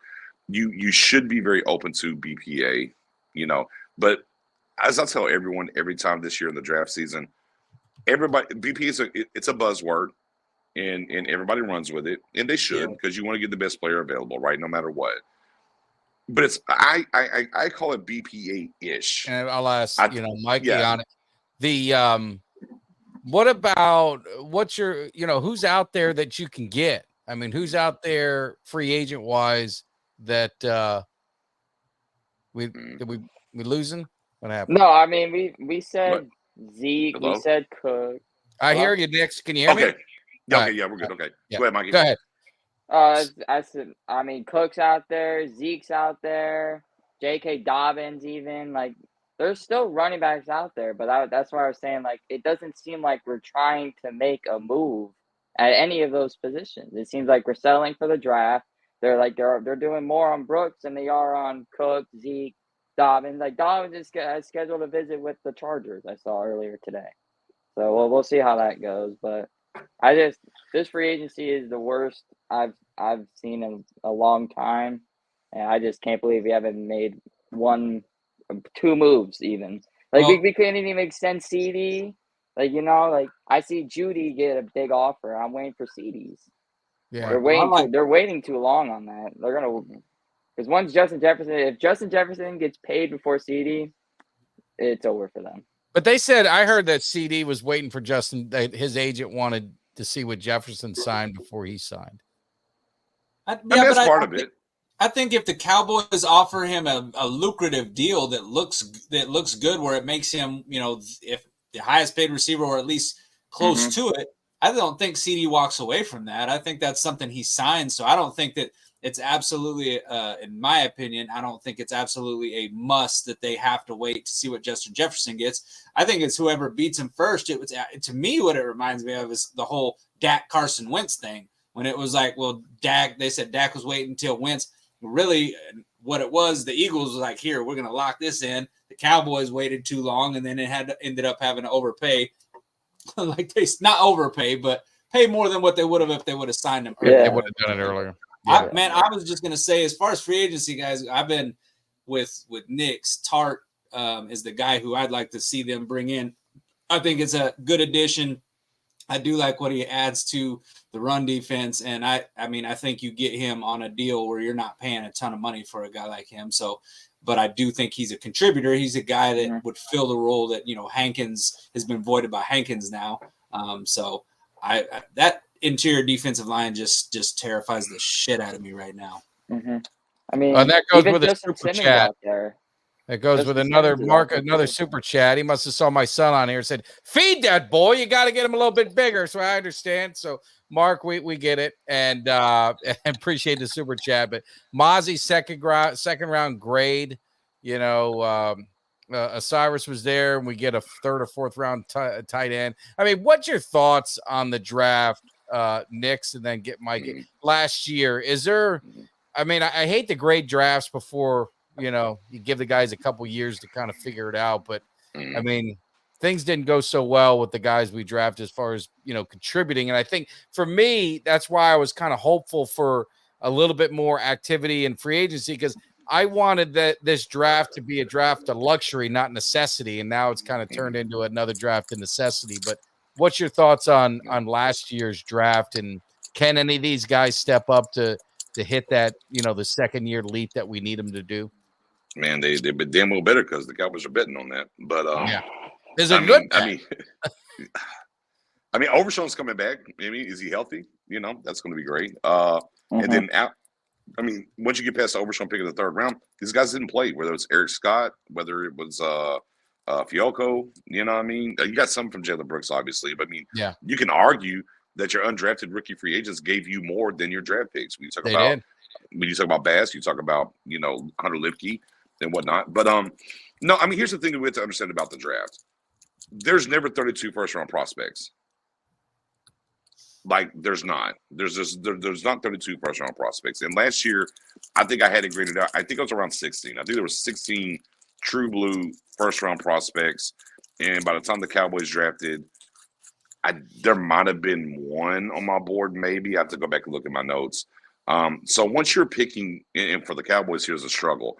Once you're picking mid to late 20s and on, you're probably taking a second round guy anyways, from a grade aspect. Doesn't mean they're going to walk through the door and be great, but this is kind of what it is. I do think there are more first round grades in this draft for me. I think I'm going to probably top out around 20, which is great because the Cowboys pick at 24. So, you know, you have an opportunity of a first round grade guy like a Latu, perhaps. Maybe he falls to you. Okay, well, there's a guy I will have a first round grade on. Can the Cowboys walk away from that? But that's just kind of what it is. So, look, the argument was for Mozzie or Bergeron. Well, guess what? Bergeron was a second round grade too. So even if you would have took Bergeron, it would have been a second round pick, you know, per se from a comp aspect. So that's just kind of the nuances of the drafts. And, you know, I get it. It's the first round. You want to get great talent, and you should. And the Cowboys, ultimately, they're pretty damn good in the first round for the most part. They have some misses for sure, neither here nor there. But there's never 32 first round picks talent wise when they grade on the board. That really happens. The one thing I will say about this draft, and I'll pivot and let y'all chop it up, is that I think this draft in particular, there's going to be more first-round picks, so it's a higher scale draft. Some of that's because you got offensive linemen and quarterbacks that matters in that realm. But, man, and this is what really hurts about having a fourth-round pick. From the second round to the top 10 picks of the fourth round, I think it's a very, very rich draft, in my opinion. I think it's a very rich draft. Yeah. Once you get past that, gentlemen, you're throwing darts. I'm being honest. I think you're throwing darts in a lot of ways. I don't think the back half of this draft has been as good as it has been in years prior. So that's why I'm very big on team trade down and getting another top 100 pick if you can in the third round, because I think you need to strike gold with all the needs that the Cowboys do have. Not that you can't win in the later rounds. The Cowboys, if we circle the sixth round, they do really good work in the sixth round. But this draft, for me, very, very top heavy and not as spread out as years past. Yeah. Yeah. And Mikey, and then jump to Kelly. I mean, just looking at last year's draft, who would be a guy that you're expecting to take that leap? Oh, definitely Mozzie Smith. I mean, I remember when we took Mozzie Smith, I was so sold on Joey Porter Jr. I even remember I was texting him like, we got to take Joey Porter. And then we took Mozzie Smith. I'm like, I understood it like later on, but I wasn't happy at first. But then like we have missed, I think, the last 3 years in the second round. Like honestly, like who has been good that we have took in the second round? We took, no disrespect to Bossman Fat, Kelvin Joseph in the second round. We took Always chances. We took Sam Williams in the second Yeah. round. Then we take Luke Schoonmaker, which I still don't understand that pick. I didn't think we needed. I thought they were trolling with the tight end thing. Honestly. Hate Well, that yeah, pick. we've got to get some. But Kelly, you want to handle those super chats and then give your thoughts? We got some Yeah, stuff I'll going on throw there. them both up. We got the first one again. Another one from Mark. He says, "I think JJ wants Trey. If Trey's not as good as Dak, but if he's solid, we save money for a ton of good agents. Thing is, JJ won't spin it. It's pathetic." To answer that real quick, in short, I think Dak Prescott gets extended this year, which I think makes Trey just nothing more than a second-round pick. And unfortunately, I feel like we wasted a fourth-round pick on Trey Lance because we didn't get to see much out of him, whether he developed or not. It's going to be a guy who's going to be gone after next year because I do think that they extend Dak Prescott. And then I'm trying to get back up here. And then we got Cuts by Jones. Cuts by Jones in the house, sponsor of the show, the Texas Tech cut. Back over here, my camera's reversed. That always gives me. We got the Texas Tech cut and the Kelly Canine cut. And Mike has his tag plate from Cuts, but he says, here's some Whataburger money for you guys to come. He said a $19.99 super chat there. So thanks for the Whataburger money, man. You know, I'm always a fan. I was going a little, just so SoCal knows, that was me that was talking bad about In-N-Out Burger. So just so you know, it wasn't Mike, it was me. Hey, In-N-Out is trash. Say less. I'll ride with that. Hey, Cuts, man, I need a cut, man. I gotta get with Cuts. I gotta get something from Cuts, man. You do. I mean, he does amazing stuff. He does phenomenal work. Phenomenal work. And I was going to say, oh, go ahead. I'm sorry. No, I was just going to say that we're working on possibly maybe a Cowboys Cave road trip to San Antonio. I heard Kelly might be making a trip in the summer. So Cuts says, what's it going to take for Mike Tag to get down there? And I said, all it's going to take is an invitation and a date, you know, so I can maybe make some. The Lear Jets fueled up. The Lear Jets fueled up. We know the Lear Jets fueled up, sir. I just need it, man. We're gonna make it happen. So, but yeah, I mean, it's a short little 6.5 hour drive for me. I mean, you know. Well, I will get you down there too, man. We have a good weekend. We have a good day. Yeah, hell yeah. Yeah, absolutely. Yeah, man. I'll pull up. Hey, it was funny because and I got an opportunity to bump into old Jones at the game.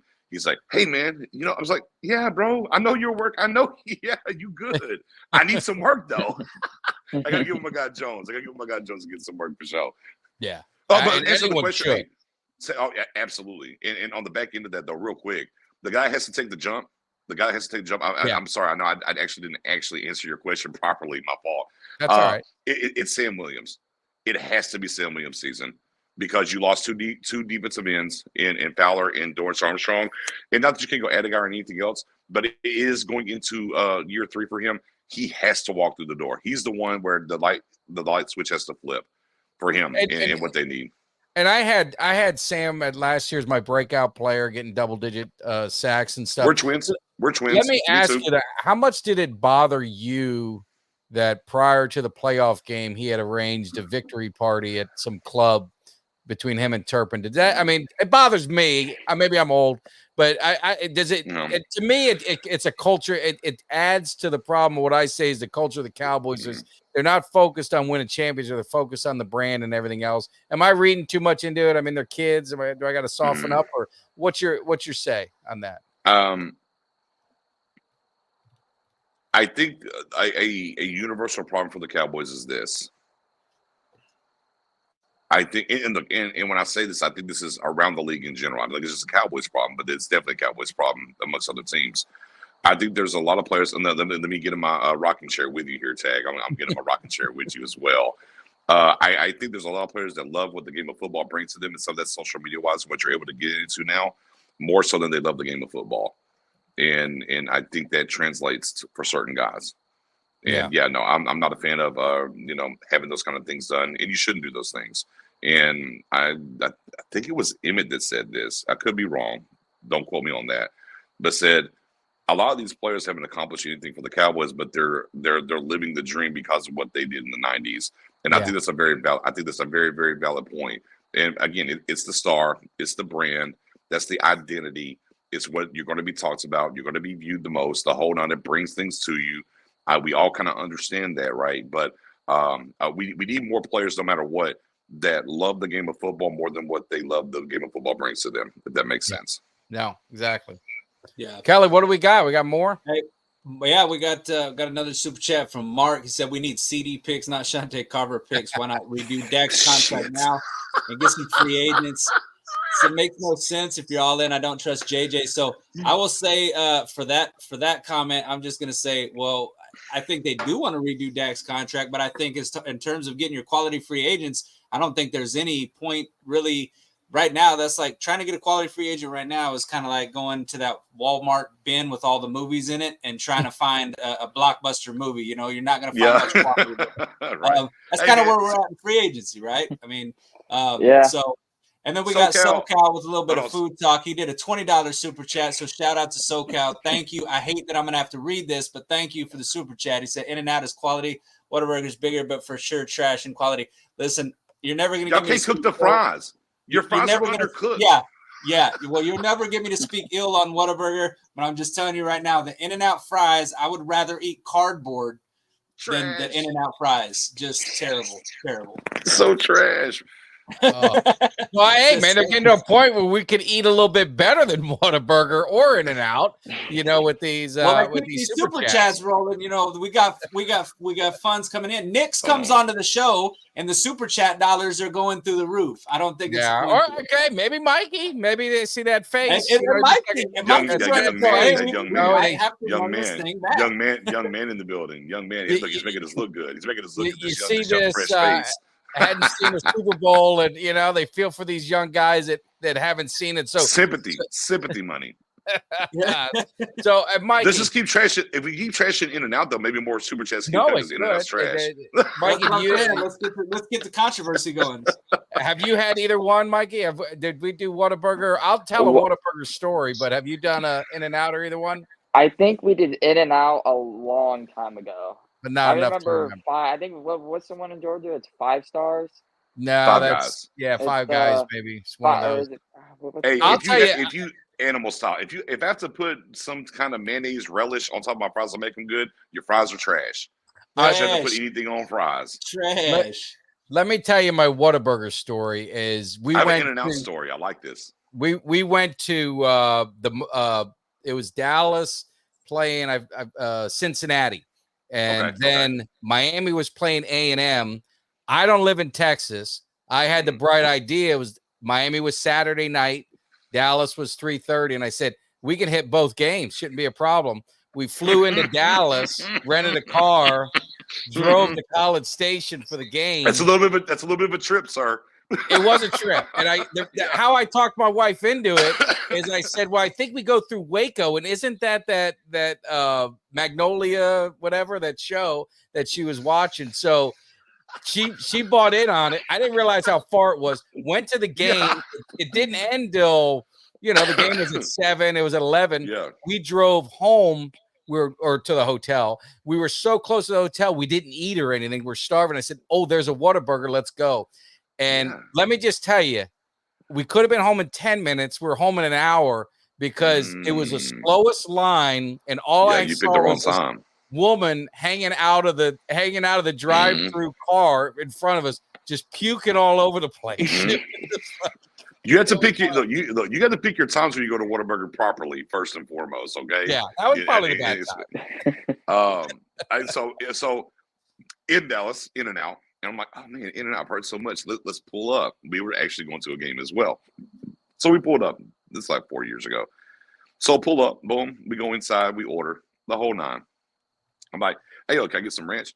And the lady that was working there, she's like, well, we don't carry ranch, but a lot of people use our In-N-Out sauce like ranch. I'm like, oh, okay. That's what's up. I was like, cool. Never mind. Let's get some barbecue sauce. She's like, well, we don't carry barbecue sauce, but a lot of people use our In-N-Out sauce like barbecue sauce.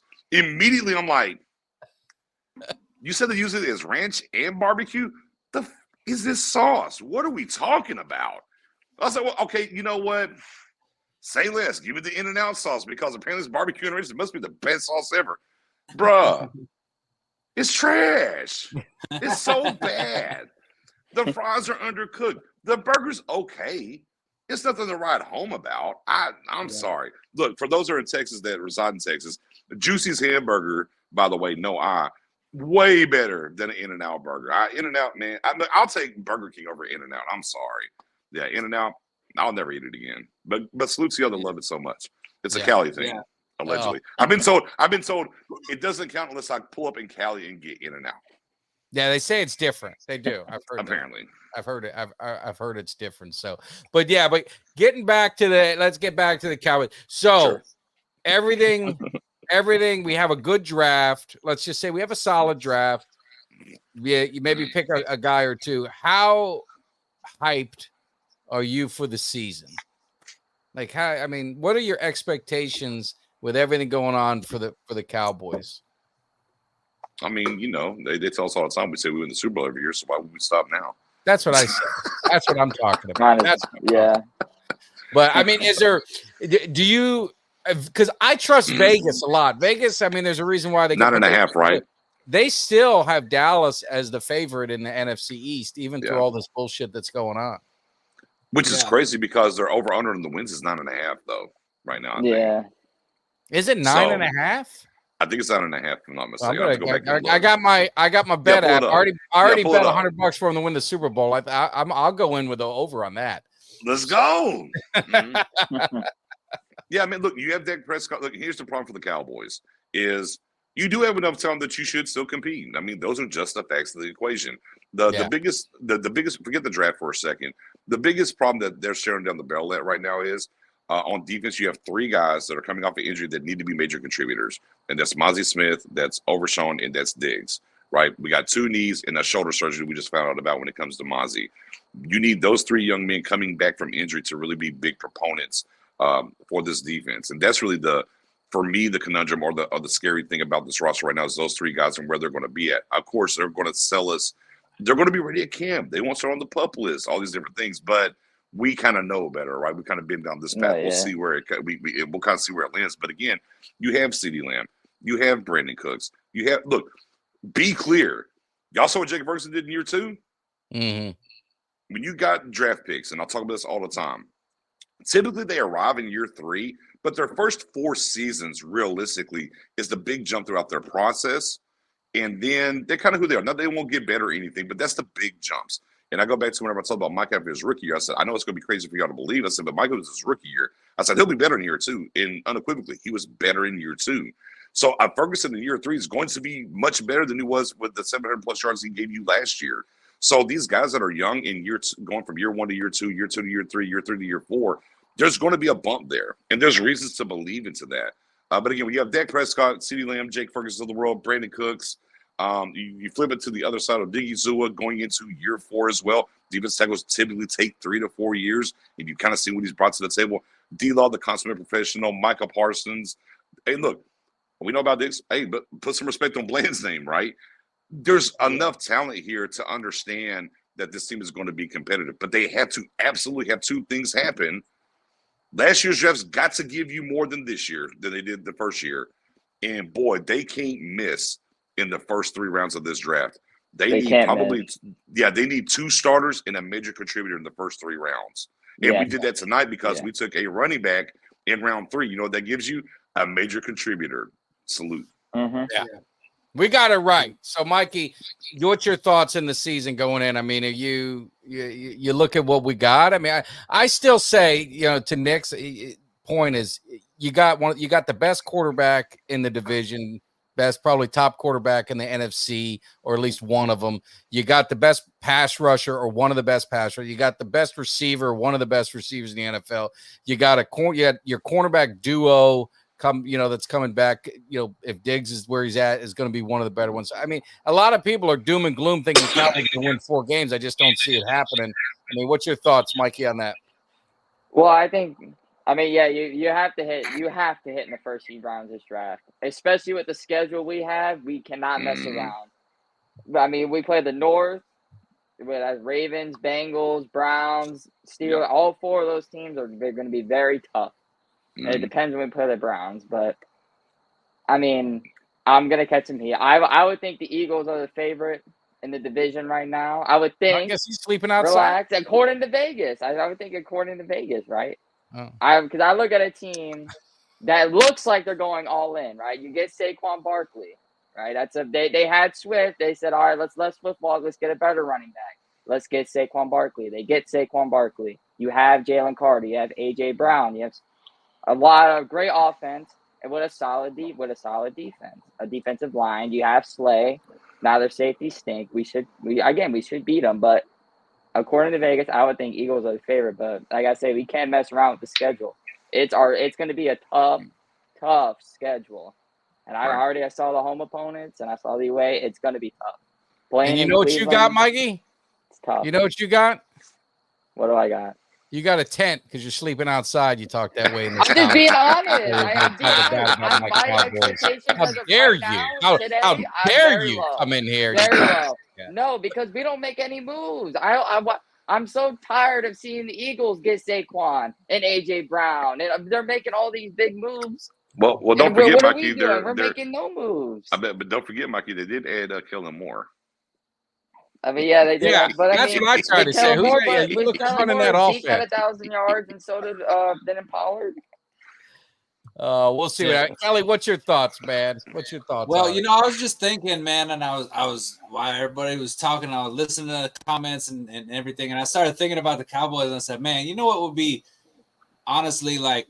I know they haven't cashed in on it as of yet with some of the moves they made, but what the perfect kind of combination if you combine the two, and you know how much I hate Philly. I spend a lot of time hating on Philly and riling their fans up, and I like it. But if you took the way that the Cowboys front office drafts and the way that they draft, because they have over the past several years, granted last year's draft not the greatest, we get that, but over the collective, right? If you take the way the Cowboys draft and the way that the Eagles run their front office in terms of being aggressive and grabbing guys, go after trades, kind of making some big splashes, you put those two things together, that might be the recipe for success, because the Eagles draft like shit.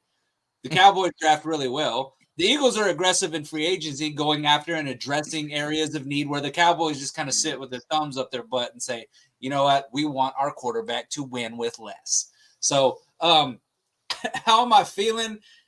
I feel like we still got enough players on this team and enough good talent to still win games. And whenever and the key to that component, and I know that the Dak haters are going to hate to hear this. They're going to say, Kelly, how'd you flip at the end of the year when Green Bay, you said, get them all out of here, Dak Prescott, I'm tired of watching him. I get that. But I'm still looking at this thing that Dak Prescott is a very talented quarterback. It is not easy to go 3 seasons and winning 12, 12, and 12, never having a losing season, period, as a quarterback. I don't think that many people understand how hard that is. I get we want more, but Dak has been a consistent top performer at the quarterback. And what is the key to winning in this league? Having a franchise quarterback that can win you games, having a good quarterback. And when you have that good quarterback, you don't let him go. And that's why I give the edge to the Cowboys consistently, because I feel they have the best quarterback in the NFC East. And if you have the best quarterback in your division, you know, and I'm not comparing the two, but look at Brady in his division, dominated for years. You know, Dak's kind of been a little back and forth, no repeat champion, but he's won several NFC East titles, right? Mm-hmm. You have the best quarterback in the division in Dak Prescott. I think that leads to, you know, wins. Now, whether that translates in the postseason, I feel like, honestly, this is another one and done season. I feel like that's where we're headed.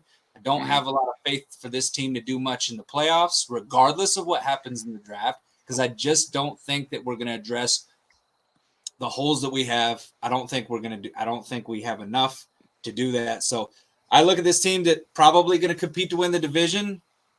Probably going to be a one and done. Mike McCarthy's going to be gone next year. You know, Dak Prescott will get extended, and we'll be looking for another guy to bring in and kind of retool this thing and see where it goes. We've got big contract guys like, you know, Micah Parsons that's going to get signed, and so it's not very optimistic right now. Obviously, there's still some things that can change and that could change my mind, some moves to be made. It just feels like the Cowboys have been very messy how they've handled this whole offseason to me. So, yeah. Can I give you some opium and copium? Can I give you some opium and copium? It's my favorite drug, man. Go on. Well, I'm there- losing there- all my there's- I'm losing all my partners, and now Kelly Yeah. can't sit with me. Mikey can't sit You with have, me. but you have to know understand what from we're where gonna I'm do here. coming from, though. Look, watch. 4 is a magical number. It's a very magical number. But- Not just your quarterback, but when it comes to the draft, here's your hopium copium. When it comes to the draft, tell me about the 2016 draft. Talk to me, Goose. How did that draft go for the Cowboys? Was that the? I'm trying to. You gotta, 2016 was the year that they. Zeke. was that 2016 was Zach when they- Martin? No, that was No, Zeke. 20. Or That's that was Zeke, Zeke. Dak, 16, when we- Zeke, when we- Dak, Zeke Brown. had oh, four. Zeke Dak. Yes, yes. Okay. Yeah. All I right, think hey, that was Zeke, Now, Dak Gregory. right. Zeke, Dak, Jalen. Zeke, Dak, Jalen, Jalen. Anthony Brown. Anthony You know, Brown. Yeah. which did good work for you. Was that Donovan Wilson as well or no? No, think so, Gregory, yeah. Gregory, that was 15. Yeah, Gregory was Was that 15. Yeah, Gregory was before that. But again, Yeah. still Zeke, Dak, great draft. Let's go 4 years ahead to 2020. Tell me about the 2020 draft. Man, I'm bad. Great. With That was when we took. That was part of my favorite draft class. CD, Hey, CD, Trayvon, That's CD, Trayvon. Diggs. Yeah. What year Yeah. are we in? 24. 24. 4 more years. Oh, Hey, was it like 4 years there's ago? 16, 20, great drafts. 4 more years now. You see what I'm cooking? Yeah, I You love the see- hope. I love the hope. I told you it's No, hope. I like. Hey, I'm gonna. after the draft, but as I'm of gonna right now, say my real hopes quick because are- I had to look it up that 2020 draft. But I mean, you definitely. I mean, you look at CeeDee Lamb, Trayvon Diggs, Neville Gallimore, and then in the 4th round you had Tyler Biadasz, and then undrafted Terrence Steele. Those are all starters. Yeah. That was a great draft. It was Every badass one of those draft. dudes Significant. significant. Pull up the 2016 draft. Pull up the All right, 2016 draft. That was All right, Hey, I gotta again- look at this. Nix is cooking. I just want to. Yeah, I like it. Nix is on to something here. Every 4 years, they All right, kinda 2012 walk through the draft. door. Was 2012 Don't worry good? about that. Hey, sir. That was Sir. Claiborne, wasn't it? Was that Claiborne? That's Wasn't too it? far. I thought Hold on. it Yeah, was. it's That's Claiborne. too far back. You went too far back. We're look. Stay on task here, Tag. Stay on task here, Tag. 16, 20, 24. We're not looking at 2012. I'm just telling you that right No, now. Yeah. I did the same. I did the same with our Canes. We won Here's the thing. national- McClay wasn't around in 12. That's why I do 16 and 20 and 24. No, McClay, I like it. and we trust. I like Yeah. Mike, Miami won their national championships 83, 87, 89, 91, 2000. Everything was odd. So I feel you when you do that. But this year's not odd. So I'm No, not the gonna Cowboys every even. This- No, now but this the Cowboys, year is for but the their Canes. draft is everything even. Yeah. 16, 20, 24. It's all even. Works No. in that realm. It works in that. Come on, there we go, Jeff. So We and have you to hit need it, this draft class. though. and you need it. And look, Mikey, real quick, young buck. I know you'll be in the 10 out there. Papa Tag done told you that. He just doesn't like Hey. honesty. Hey, here's the thing. Who's replacing that center over there? They could just draft one. They could. It ain't gonna be as good as that center was. That tush push is up out of No, here now. but- That center's No, you gone. got I mean, Kelsey, you yeah. have to look Yeah, at the Kelsey weapons. gone. I mean, you can't, Hey, look. we can't Kelsey's deny gone. what weapons they have. That's cool. You can't deny our weapons either. Fletcher Cox is gone. He's up out of there. But here's the problem, though. Who's running the ball? Okay. Benson, we just drafted him. Has Saquon ever beat us? Never. It doesn't matter. He's still Saquon. Oh, sure it does. He's Cool. still- When is he's Saquon still cooked us? Saquon. It's the fact that they had Swift, Mikey, as and bad they as said, our "Forget defense Swift, is, I want Saquon." I feel you. Look, as bad as our run defense is, just let me know when Saquon cooked us. Monday night, 2020. Was it 2? Get the hell Whatever out of Monday here. night. He did. Get the hell He out of did. here. Hey, look. He had Look, like 70 yards. And here's the other thing: their cornerbacks are sus still. Yes. Their I don't- cornerbacks are super sus. Man, One. What's up, Number two. Slay? Number two. Their linebackers. White was benched by the Bucks. Benched. Thank you. Benched. But I mean, he Benched. still I don't doesn't even matter. care. Like I didn't want White on this team. Look. Hey. There is a lot of talent. I'll be very clear about White. Yes, he is an athletic guy. He is very talented. No, if SoCal, we don't care. You like in and out. We don't care. I don't care. I won't speak for everybody. I'll speak for me. You think their fries are good? I don't know what to tell you. It's undercooked. But White though doesn't really move the needle because I didn't want him here personally. I think there's a lot of talent there. I don't know if that coach can get it out of him, and maybe he can. But all I know is they said, "Brother, you're getting benched. We're done." And I think that speaks volumes about the team that drafted you when they bench you for the playoffs. Yeah. No, But I mean, we just can wanted say to what bring- we can say what we want about Hurts at the end of the day. But I mean, he's been to the Super Bowl. I didn't say Hurts. Yeah, I mean Hurts. No, but I I'm just agree. saying. I'm Yeah, just saying. yeah. I'm just saying. Mhm. I just want to pull something up just to give us Mikey. I was on the same thing as far as like running back. I actually, when I was looking at it, I was like, yeah, Saquon's potential, but ultimately, Henry was the guy that I was leading into just because of the physicality. Now, I just want to read something off real quick. Now, granted, it's New York, and he was the focal point of that offense. But in the last 4 years, 2020 was an injured year that Saquon didn't do anything, 34 yards total. He was injured most of the year.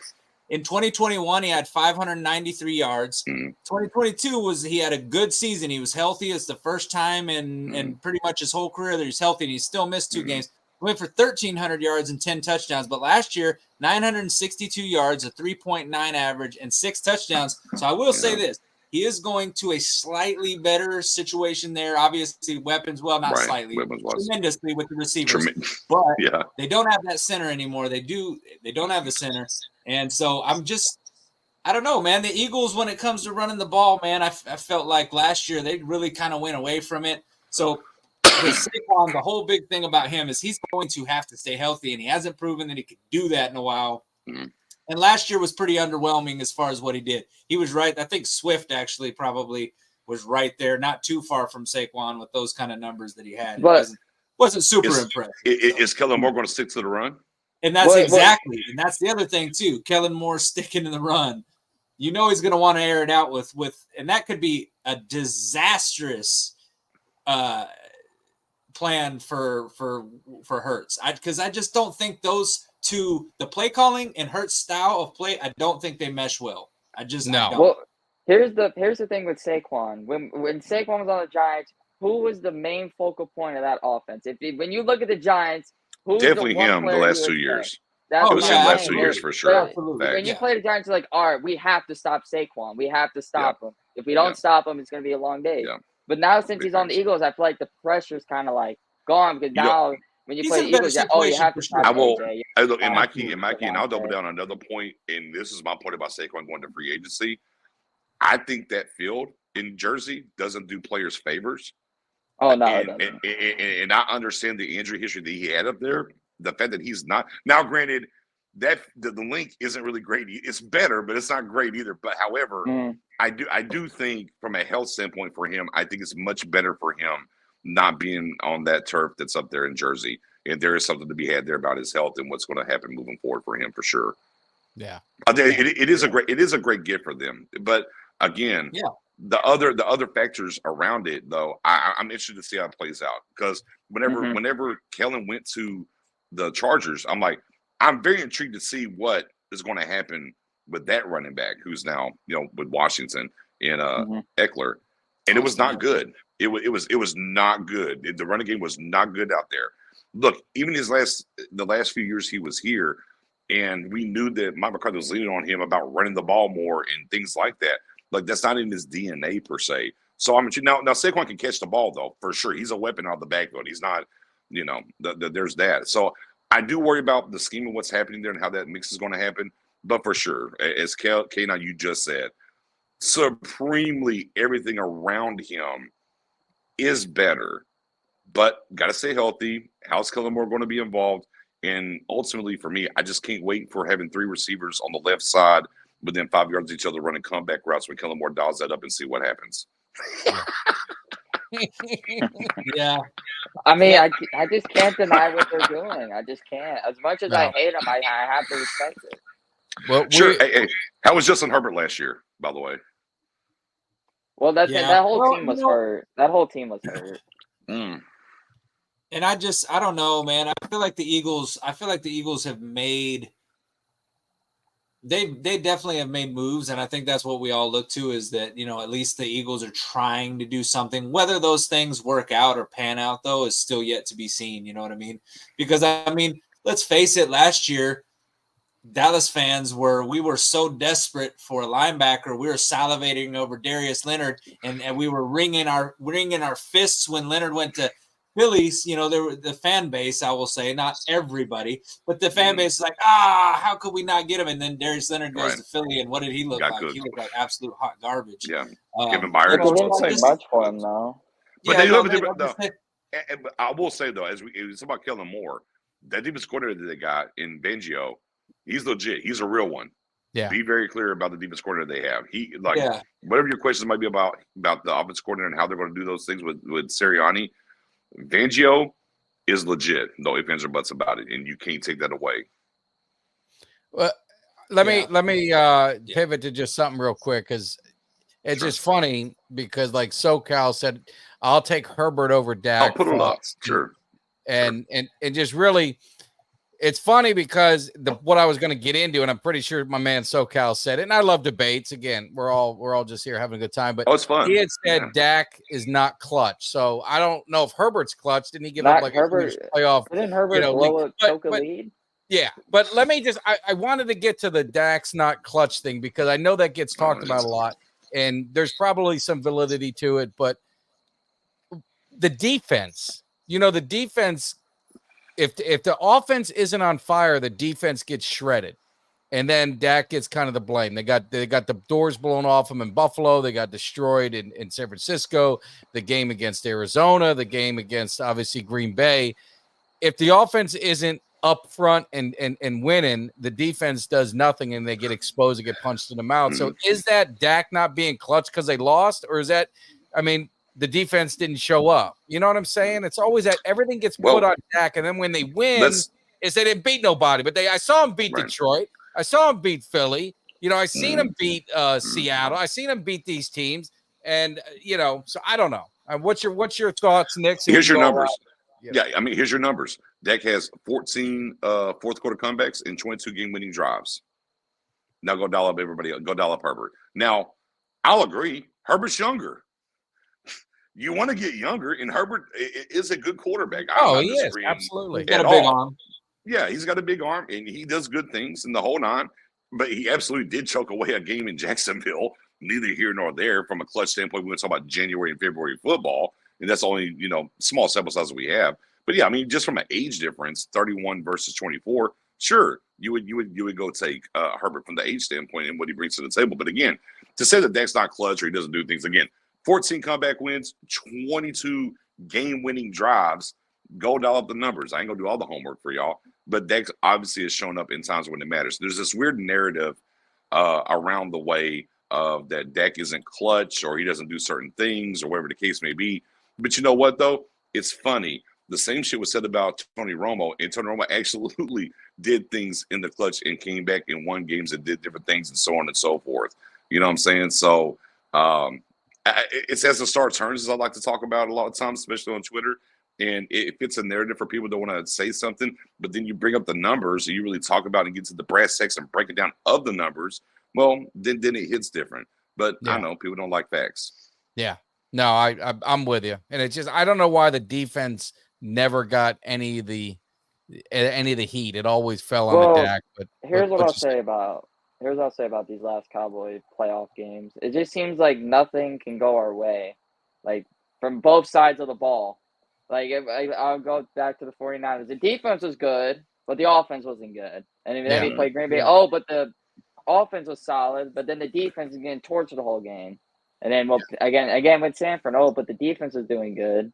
And but now you got the offense can't do a game-winning drive. We're running to do a QB sneak with 10 seconds left. So I just feel like nothing can go our way when in both sides of the ball, not just Dak, but just with the playoff games. Sure. He's like, should we go back to the dead sketch? We go back to the dead sketch, non-catch. Yeah. Exactly. Yeah. Yeah. And this is what I'm saying. And I love Mark. I love Mark, and I want to get to Kelly. I love this, but it's always but Detroit didn't have a good defense. Philly didn't have a good defense. Seattle didn't have a good I defense. disagree with It's Detroit. always, and I disagree with it too, but it's whenever we play a good defense, Dak can't move the ball. Well, whenever we play a good offense, our defense gets shredded. Why don't they get any of the blame? And I'll say this, with Green Bay, they didn't go into a prevent. If you look at it, Dallas was getting back in the game, and every time they got close, the defense got lit up and took us right away. If you watch the Chiefs game in the Super Bowl, Mahomes was doing nothing, but the Chiefs defense kept it in the game, kept everything close. Yep. Why couldn't our defense do it? Why couldn't the great Dan Quinn, scheme it up? But he changed everything. We had blown out. But anyway, Kelly, I know you got something to say. No, I was just going to say, to your point, piggybacking off your point, I've talked about it on the show and brought it up. That defense, when playing teams over 500 record, that defense gave up 33 points a game. Yep. 33 points a game. Like, they were a good defense until they played. Actually, they were a good defense on the bad teams. Playing the better teams, though, they got shredded, and they were giving up 33 points per game. So, again, you can look at both and say, okay, Dak needs to play better. He needs to get off to a better start, get off to a fast start, because that has been the thing that has plagued him throughout his playoff career. Even if you go back to 2016, his rookie year, he gets off to slow starts and then starts working his way back and kind of storming back, right? And what that is and how to get him off to better starts in the playoffs, that's a Mike McCarthy thing, right? Leave that to Mike McCarthy. But we still got a defensive problem. Like, other than that game, like, I get people who look back and they talk about that game against San Francisco.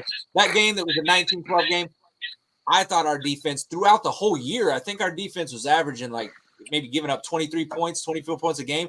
Our defense played really good that whole year, right? They did. And I thought that was a great chance. I thought we blew an opportunity. But again, you got things that happened throughout the course of that game. People will say, let's put it all on Dak. I mean, you've got the Kittle catch where if Diggs just attempts to hit him at all, the ball is dislodged, and you're talking about a big third down play that now just swings the kind of the momentum of the game. And, just it's a lot of things have happened to the Cowboys, and everybody wants to point to the quarterback because it's the most noticeable position in all of sports. I mean, it's the Dallas Cowboys quarterback. That is, they hold that on a pedestal and they talk about it ad nauseum, and they will continue to talk about it ad nauseum. So then all the fans start to pile on it and say, it's got to be the quarterback. It's got to be the quarterback. When in all reality, even though I get pissed and I was furious, right? When you step back and look at the big picture, you can't sit there and say, yeah, you know what? If we had a different quarterback, it would have been a different outcome. Because that's not the case when you look at these games and you break them down and you look at them. And like I said, I'm not sitting there I never don't hold Dak accountable. I've held him accountable and said he's got to be a better leader in these situations. He's got to get off to faster starts in these situations. He can't look shell-shocked and sit there on the sideline with that blank stare in his face. Get your head in the game, my man, and you got a game to win, right? But there's other things that come into play, and I think too many people want to point it at one position all the time. And that's there's enough to go around. There's enough. Well, we live in, but it's definitely gets some of the blame for Green Bay. It's not the complete picture. Sure he does. But I mean, the problem is we're very much so into a space when it comes to Cowboy football in the sports coverage in general. It's just we somehow have gotten to a point where we deal in just absolutes and there's no nuances anymore, and it has to be this and this only, and that's just what it is. And low key, I'm not getting political. Even politics, it's like team game. Oh, it's this way or the highway. I mean, a lot of people are moderates at the end of the day, but neither here nor there. It literally is. It's all or nothing.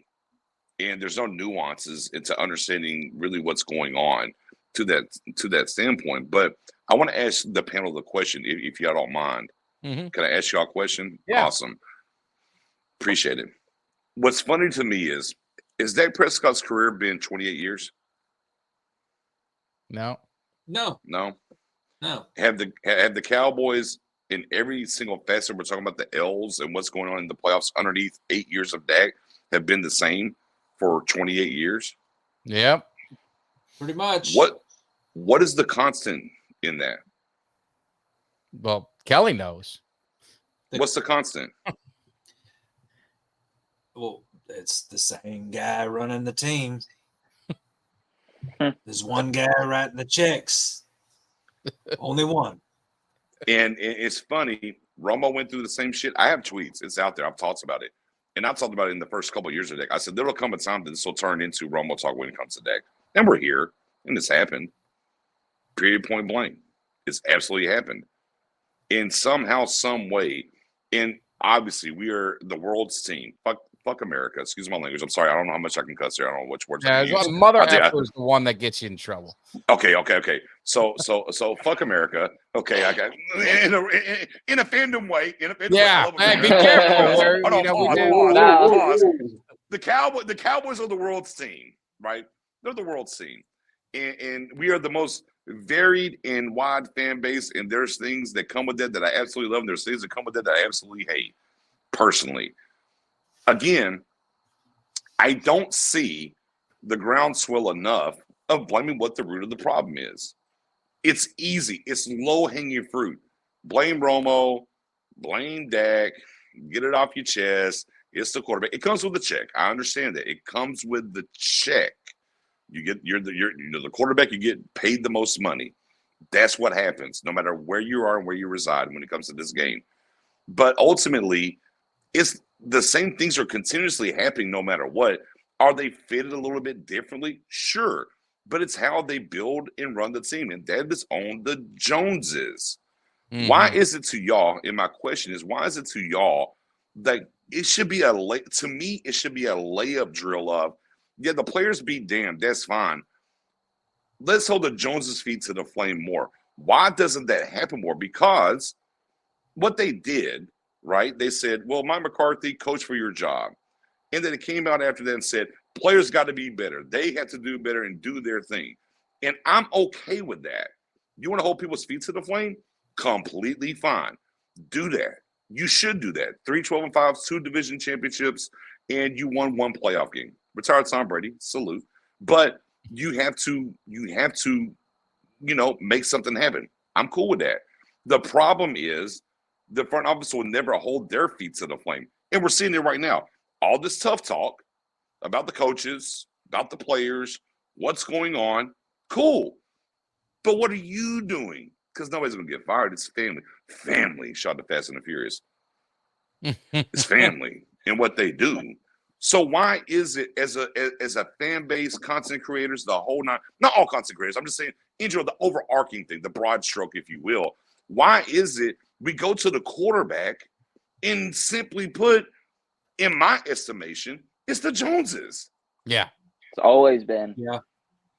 It's the common denominator. I mean, it's just that's the common denominator to where this team's at. They've done it this way, and they keep getting the same results, and they're satisfied with it. You hate to say it, they're satisfied just being relevant. And I mean, it's getting to that point where you got that feeling where they just got to be good. I mean, if you really look at the Cowboys record since the 2000s, they have one of the better winning percentages, probably top 5. I mean, I'm just going off the top of my head, so someone will call me out for it, but I'm thinking in my mind, top 5, top It's 8. over 500. Yeah, I mean, they're one of the top, teams. They've consistently been right in the middle of the pack, but they never can get over the hump. They never can do the things. And it's what I've always talked about with the Joneses. It's just they create the culture. I mean, we've talked about culture for so much, right? When the culture starts at the top, and I think the players, I always said, have to win in spite of Jerry, and it's up to the players to have that us against them. And that's where I'm thinking maybe this team, if things roll the way they do, maybe they're going to have that us against them mentality where it's us against, our own organization, against the fans are turning on them. The media is obviously always kind of hating on them. So maybe that's what they need to kind of get things going, but it's going to be interesting, to see what happens, but you're 100% right. Yeah. Mm-hmm. There's a show that I listen to in the morning on my way to work, and on every Thursday morning they do this. It's Maggie and Perloff, and they do the metaverse, and they talk about things that happened in time that if they didn't happen, how would it change the course of sports history, right? It's pretty cool. It's Thursday mornings on ESPN radio, and it's just really good. I like listening to it. It also ties in some comic book stuff that I like. But so I've said many a times that one of the worst things that happened, it was the best for the franchise, but I think the worst for Jerry and this fan base in the long run because of his ego. The worst thing that happened was that Jerry did have that immediate success as a GM/owner, right? Won the 2 Super Bowls with Jimmy. They start butting heads. He says, you know what? We'll get Jimmy out of here because I can win a Super Bowl without this coach that basically brought this team back up from the ashes, essentially a 1-15 season, and just, turn this thing around to a Super Bowl winning team that was a contender every year, right? Then he won one with Switzer, and it's like, hey, I've got this thing down. And I feel like that just made his head so big that he couldn't walk through any door because his ego just inflated. And I feel like when that happened, he's just steadily, he's like, it's like when you go to the casino, you put $20 in and you win right away. And it's like a $500 hitter. And you're like, you keep chasing that high. You want to chase after that win. That's Jerry Jones. And he refuses to say, you know what? I've gone bust. I have no money left to spend. I should do things differently because it's like his ego. He can't let go of that. And he keeps chasing that because I feel like Jerry absolutely a long time ago should have stepped back. There are players out there, former players that say Jerry should step back from this, count his billions and hire a GM to run the team. And dude, there would be a line out the door of GMs, very good GMs, just salivating at a chance to get to run the Dallas Cowboys and bring them back to glory. But here we sit with, like Nick said, we've got 28 years in the hole now with the same results. And it is true. It's the one constant is the owner and the way he runs it. You want to talk about culture? Well, I mean, Jerry's got his own damn talk show. You sit there and we talk about, we got people pissed that there's Cowboys players, Michael Parsons, his podcast. Jerry Jones got his own damn show. He's the only owner in the NFL that's got his own damn show. I didn't know. And Stephen Jones has a show, and I mean, what the hell? I don't even know what his role is. But he has his own. I mean, it's That's what I'll give, it's out there. It's the look at how long the media has said it's the Cowboys, it's the Jerry Jones, it's the circus, right? Do we think that, are we tone deaf? We see it. The Cowboys seem to be a circus in everything that they do. The way that they negotiate, the way that they put their players out there in the media, the way that they kind of try to throw these little negative things out when it's in contract negotiation. You just don't see that around the league with other teams, but it's prevalent with the Dallas Cowboys. And I think it's just a wide scope of things that contribute to this, but I think it all starts with Jerry Jones. I really do. Well, we got to get some super chats in to show some love. You have to be dumb to blame Dak for a bad defense. The issue is the offense can't keep up. I don't know what all that means. Maybe I'm confused. I'm saying the defense is bad. Our defense was bad, but maybe not. With the Green Bay, we scored 16 points after the third and half quarters. Green Bay was playing loose, conservative. The game was not over until the defense kept giving up points. I'm just going to say that. Now, I'm not saying that Dallas was going to win, but the defense kept getting shredded every single time. We scored, the defense gave it up. So I'll stand by that. I'm not saying we're going to win. Either, though, what? And D-Law said the same shit. Didn't help either. But. No, I agree. It's true. It's true, but D-Law said the same thing. So we made adjustments at halftime, and it didn't work out for us. Yeah, I mean, the defense did nothing. I don't like Dak. JJ is the issue.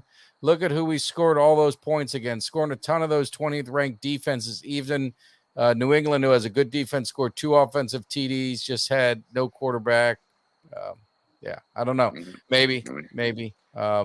Yeah, we got a lot of them on here. I'd rather watch Oprah and The View than listen to Jerry. I agree with that. I couldn't tell you who some of these owners are. Like, I've never seen an owner so involved with a team. Like, it's Jerry Jones. Jerry Jones says this. Jerry Jones says that. I couldn't even tell you who the Ravens owner is. Like, honestly, like, I couldn't. He loves that, but wait a minute. We got our paid sponsors here. We got a great point by Kelly. I gotta read the super chats. Right? And that one's part you gotta do next. I gotta read these things. Great point, Kelly. There's some extra Whataburger fries. So there we go. But no, Mikey, your point is with Jerry. It is, but he's always been this way. It's been the way the Cowboys have been since 1989. But you have to, they were able to win in spite of it. Go back to the 90s, and we had James Washington on. We had Moose Johnson on. We had Kevin Gogan on. They held each other so accountable for everything. They were not going to disappoint each other. They did not, they would make no excuses. Like James Washington was laughing when I said, well, he got Dion didn't give him pass interference. We could have won, 4 in a row. And he said, no, he should have caught the ball. I don't want no excuses. And that's the way he goes. He wouldn't give me none, so I wouldn't give him no pass either. But we don't really have that. So that's what I say is like they have to create that bond with each other. I don't see that with his team. Like I said, the thing I'll knock Dak on, I don't see him going up and down the sidelines. Like when CD early on in that playoff game, it was Mike McCarthy going to CD. It wasn't Dak. I mean, why wouldn't Dak go to CD? But hold on, no, Mike. Hold on, Mike. Because Dak did on the field get right in CD's face, though, in that game. Now, it wasn't on the sideline. It wasn't on the side, but on the field, he pulled him, and he was right there in his mug. But, I mean, overall, King, I get it. I don't see that bond there. But it's a different league, though. Like, we have to understand. It's a different league. You know what I'm saying? Like, it is a different league. I see it with the other one. I see it with the Chiefs. I've seen it with wait. You see Patrick Mahomes go up and down the sideline? I've seen Mahomes. I've seen that. But I can show you where Dak goes up down the sideline and talk to the guys, though. But I can show you a video of Dak being a leader. Not in a Troy Aikman way. Yeah, maybe I'm wrong. There's no. I have a video of Dak being a leader. So yeah, and I would say he's not a leader, but I can get what you're saying. Yeah, no, I get it. I think Dak's a good leader. Nix, I'll say what contributes, and maybe this is that when they show. I will say this though, what a lot of fans see, and unless they're showing something different, but what a lot of fans see is those times when an interception has been thrown. Or a bad play has happened on offense, or whatever, and it flashes over, and you've got Dak, and you know what I'm talking about, that wide-eyed stare where he just looks the mouth open Dak. Mouth open Dak. Yeah, and that I think that's what a lot of fans see that, and they see deer in the headlights. What the hell am I going to do? Instead of a calm, cool, composed guy, because I feel like when he's actually on the field and he's in the huddle, commanding the huddle, I feel that's who he is. He's like that calm, cool, collected. And then on the sidelines, he's just got this look on his face. I feel like at times he needs to be that guy that's commanding the sideline as well, right? He's not just sitting there with that look on his face. He's talking to CD and he's talking to Cooks, and he's like, look, guys, that last one's on me, whatever. Here's what we're doing here. We're coming out here, we're doing it. A little bit more of that, I think, is what the fans want to see from Dak Prescott. Now, again, I'm not down there in the huddles. I'm not down there on the sideline. I don't know the full scope of what happens. I know that there are certain camera shots that they love to get, but the one that they repeatedly show is that one of Dak with just the open mouth Dak. And I think that when you see that from a fan, you're just like, that looks like a guy who does look like a deer in headlights. And that's troublesome at times to see. Right. I think the fan base also loved Chris Richard, and nobody liked him in the locker room. Yeah. Who's that? Well, they're going to get Mike Zimmer. Just being on. I feel you. I feel you on that. Yeah. But how Chris Richard operated on the sideline, he wasn't felt in the locker room. And as a fan base and what we look at and what we watch, I understand that, and I get it. For sure, I get that. So I was over here as soon as you started. I'm like, I know. I'm with you. However, what I know is I've yet to see. There's other quarterbacks I've had guys that come out and talk about their quarterbacks. I've yet to see one person on the team leave the team. I've heard people that have left the team talk about how Dak is and co-sign. So I get optics. Optics matter. We live in an optic world now with social media and everything else, right? So the optics of it can make you feel indifferent. But I know every single person on the team or leaves the team says, hey, man, he's a dude. I see a guy like Brandon Cook show up and when he talks about Dak and what he is, like, no matter how I feel personally, because I don't like the deer in the headlight looks at times that you're talking about, K9. But when I hear these other guys, man, bro, when they're saying that, is there a plethora of guys who are just lying just to lie? But these guys are on Twitter and like Dak is him. I don't know what y'all talking about. They rail against the social media or the big letter network stuff. Are they like? There's no reason. There's nothing monetarily for them to gain in general, right? For them to go out there and say that, especially when you hear defensive players do it. There's no reason for them to do that and do it all the time. So I don't like the optics for sure. Like sometimes the optics and how they capture it, it's a problem, and I understand why people would feel indifferent, right? But man, I gotta trust the guys that are in the room and what they consistently say the entirety of his. Let's be very clear. The rookie year, right? And for those that don't know, I'll tell a story real quick. When Romo was healthy, he jumped on the helicopter with Jerry to go to his grandson's high school football game and begged him, "Hey, just make it an open competition at practice. Let me get my job back." And he told him then, whatever Garrett says goes. But let me take you a different level. Jason Witten said it's forced time. Now, Witten and Romo, they the dudes. Yeah. They homies tremendously. This is Dak's rookie year. And Romo's ready to come back. And Witten, Gold Jacket Witt said, man, it's forced time, not Romo. It's done. I think for me, I hold that more true than anything else we're talking about. If Witten sat there and everything he'd been through, and we heard about the TOs, they were drawing up plays in the sand, they were in the lock, they were in the hotel and cutting us out. Patrick Creighton went on Jesse Holly's show, talked about the same thing the whole night. But Witten in the rookie year said it's forced time. Hey man, I can't, for me personally. And if somebody's different, that's okay. That's what's great about this talk and this conversation. But for me personally, if Witten said that his rookie year is forced time and we move forward and we hear everything time after time after time on the team or not on the team, they talk about it, I don't care. Do we want to be better at times? Sure. Would we like him not to optically look the way he looks at times? For sure. Absolutely. You know, but this game isn't what we grew up loving, though, either. Not you, young man, Mikey, us old heads out here. It's different now. It's not. Look at Caleb. Caleb Williams had to do a video today without. He did this so you didn't see his nails. He had a pink phone case. In the 90s, if somebody had some pink nails or whatever, what would it be like, Tag? You know. Oh, yeah. Wouldn't it go good? But it's different now. So, I don't know. I get it. And it goes back to, we are definitely, from a fandom standpoint, we are grasping at straws to make it make sense, because there's no reason why the luck is not run our way at least once to get to forget the Super Bowl, just a championship game. Yeah. So we grasp at things to get us there, and we kind of get into the weeds. But it all goes back to the same epicenter point of the Joneses have been the constant no matter what. Change out all the coaches, change out all the players, change out all the quarterbacks.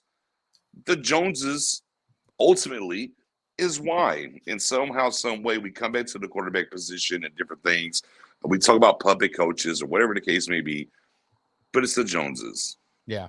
No, it's right. And to Mark's point, I mean, he said he doesn't hate Dak. I mean, he doesn't hate that, but he doesn't think that JJ is not willing to give him the extra help. He's not Mahomes, where you can just put him out in the game. And I agree. There's only one. Nobody's Mahomes. There's only nobody's one. Mahomes. No. He's the alien. Nobody's Mahomes. He needs help. He's the alien. I say when you're talking quarterbacks in the NFL, if you're comparing quarterbacks and you're comparing Dak, you're comparing them to 30 other quarterbacks, not 31, because you take Mahomes out of the conversation. Nobody's Mahomes. He's the alien. Facts. Here's what I'll say about leadership, and I don't know if this is a factor or not, but I go back to Dez, my favorite player. He was a full-on leader on that team, leader. And what did they say about him in the media? Oh, Dez is a cancer in the locker room. He's this. He always has a bad attitude. Blah blah blah blah blah. Fix it, Rich. No, but like I don't know if that's a factor, but I mean I feel like I don't know, but well, he was a vocal leader, and he got to look at. If Dak was really a leader, like I'm talking like Dez Bryant, like if he was a leader, what they would probably say the same thing they said about Dez. Oh, he's a cancer in the locker room. Blah blah blah blah blah. He's this. He's that. Oh, they don't like the Dez vocal. Back in the media again, but. They don't. what I mean. They don't like the vocal, and they don't like the vocal leaders from. That's why receivers are always considered divas, right? And there's been videos where Des Bryant, everyone said he was having a tantrum, and he was actually trying to encourage the quarterback, this and that. So that's why I said the media can spin it anyway. I think Dak is a leader.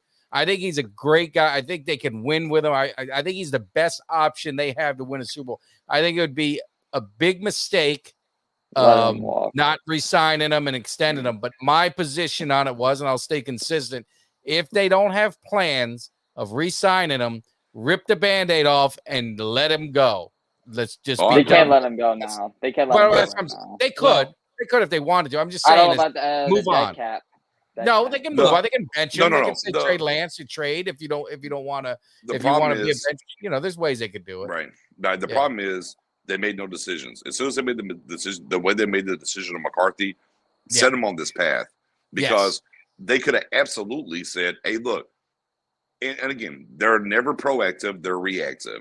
What they could have done out of the gate, "Hey, look, 3 straight years, what happened in Green Bay?" And it was a fireable offense what happened against Green Bay. I don't disagree with that whatsoever. Here's what happens. You come out and say, "This ain't it," and we're tearing this shit down because they were the second youngest team. Green Bay was number 1. You were the second youngest team in the playoffs. We have our core. Who's the core? Diggs, Lamb, and Micah. We have a core here. We're going to rebuild around the core. Hey, McCarthy, even though it's the best run we've had since the 90s, not good enough. You're done. You're up out of here. Next, and then the next stage of business, because everyone says, "Well, Dak has a no trade clause." So did Russell Wilson, and he actually denied the trade because they had a trade to Philly. I know Philly fans don't hear about Jalen Hurts, but they had a trade in Philly for him. It was a done deal. The only reason it didn't happen is Russell Wilson said, "I'm not going to Philly," but they made a trade happen. Same thing with the no trade clause for Dak. Hey, man, it's over. It's done. We're not playing around. Hey, go get you a trade, and we'll figure it out and move forward. But they didn't do that. Here's why I continuously say, I don't care what they do here from the Joneses in the front office and whatever reports come out and the whole nine, their actions let you know they're going to extend Dak. Their actions tell you that. All this is great, and that works on brand for them. And at the tail end of things, that's kind of the problem because we question the identity of the Cowboys. It's been a question for years on end, right? And Jay Tugg did a great video about whenever Kellen Moore was here, the no identity offense and stuff like that and whatnot. The identity of the team is brand. It actually began whenever Jerry brought in Deion. Go look at the commercials. Go see what happened. That's when it started. Brand was when it was invented, the identity when Deion Sanders got signed. Shout out to Stephen Jones shoving his head up against the wall, whatever the case may be. And what happens is attitude reflects leadership. You have, we talked about earlier, you got to love the game of football, know what the game of football brings you. What you have is brand is the number one thing for the Cowboys, and you have 53 players that are about their brand individually with great leaders in between that, whatever. Because talk about Dak and his leadership and everything. Nobody ever questions DeMarcus Lawrence's leadership on the defensive side of the ball when they ain't getting the damn job done. Ain't that funny how that works? Yeah. No, it's true. I mean, Stephen A. said it best. What'd he say? Well, you saw Micah's podcast with him, right? When he was like, "Yeah, Jerry Jones invited me to the yacht," and this is a guy who talks smack about the Cowboys when they lose. He laughs at him. But that's I'm adding to that point where Jerry Jones wants to be in the media. Stephen A. doesn't hate the Cowboys. He loves the Cowboys. It made $1 million. It made $1 million. Sure. So sure. But yeah. But no, hey, but even on the back end of that, though, and Micah said at the Super Bowl, he was sitting up there with Jerry Jones talking about the team where they needed to go. Yeah. It's so dysfunctional in those realms. Obviously and then, of course, on day one. Yeah, and then day one of the legal tampering period, March 11th, where was Stephen Jones? He was at South by Southwest doing a panel with his sister and Stephen A. Smith. And wonder why you didn't sign nobody. Yeah. It's ridiculous. I'll never forget. I was on the cruise when free agency started. I was like, "Oh, when are we making our move?" And I just kept seeing players leave, and we didn't make one move besides Eric Kendrick. Yeah. Hey, couple quick questions that we get. I mean, we got 356 in here, so make sure you guys, if you're still hanging, Salute. flip on over as well. All channels, man. Make sure you get at some point get over to YouTube, hit that subscribe, hit that like. We appreciate everyone hanging with us, man. This Kelly, this could be a record, but we said when Nix comes in, you can't go less than 2 hours. I wanted to make sure we did at least that. I'm long-winded. I'm sorry. You know, I like it. No, I like it. But hey, there was a question about Damone Clark. You know, we're thin at linebacker. Do you think he's gonna get any better? Do you got any hope there with him? What's your guys' thoughts? I do. I think him and Overshown, I think they're gonna step up big. I loved Overshown. I think he was probably my favorite player in that draft class. When we drafted him, was probably Overshown, and it just sucked to see that ACL injury. But Right. I think Damone Clark. I mean, he's young. Damone Clark is young. He's still learning. You know, you still have that. You have Overshown, who's another young linebacker. Him and Damone Clark could really be the future of the linebackers. Yeah. No, absolutely. Absolutely. What do you guys think on Clark? Could he? Yeah. Clark, for me, was a improve, guy I thought Clark was going to take a little bit of a jump this year. However, though, LV gets hurt. He has, I mean, Bell, no disrespect to Bell. He was a safety ass to play linebacker. Yeah. And that's a tough task with that guy as your running mate for sure. Not that Bell didn't do well as much as he could, but you know, genetics kind of play a part in that, right? Yeah. But also too, when you look at Damone Clark, right, he's an off-ball linebacker, not really a middle guy, you know. And especially once LV left, he had to be. He was asked to do something that's not really his game. So I'm excited for Damone in the stretch of what Mike Zimmer brings from a schematic standpoint and getting back to more of a natural thing that he does. So, yeah, I mean, look, I think the linebacker room right now, even just adding Kendricks in here with as Mikey just said, Overshown coming back, let's get the zero on him, by the way. Agent Zero, we need to make sure he gets that zero. We need the zero on him for sure. And Damone Clark in the draft pick, I'm going to feel infinitely better about the linebacker room than I did last year. It was not adequate NFL depth at linebacker. Yeah. Look, I said it during the season. I said linebacker in 23 is what happened to the wide receiver room in 22, and it absolutely played out that way. Yeah, no, it was bad. It was. But bad. That's what I was saying in the draft. I wouldn't mind if we, I don't think we really need a must-need linebacker because I feel like Damone Clark, Overshown, and Eric Kendricks could be done. That could get your job done right there. Because Eric Kendricks is a good run linebacker. And Mike in the double A look, Mike was in the double A gap look and what you look at the scheme that Zimmer runs, you can get 30 to 35% of linebacker snaps from Mike as well. So you're pretty good. You got to add a body from depth and whatever, and maybe get you a difference maker. Yeah, that's fine. But it doesn't have to be. It doesn't have to be the first 2 rounds. I completely agree. It does not have to be the first 2 rounds. Yeah, Kelly, what's your thoughts? Yeah, I mean, I you would hope that with Zimmer coming in and kind of changing some things up, that they would, continue to give him some Clark some chances. I still would. Obviously, I still like to. I don't think it's a must necessarily in the first 3. Obviously, in our mock, we didn't do it in the first 3, so I don't think it's necessarily a must that you get a linebacker in those first 3 picks, but I would still like to see another addition to that linebacker room.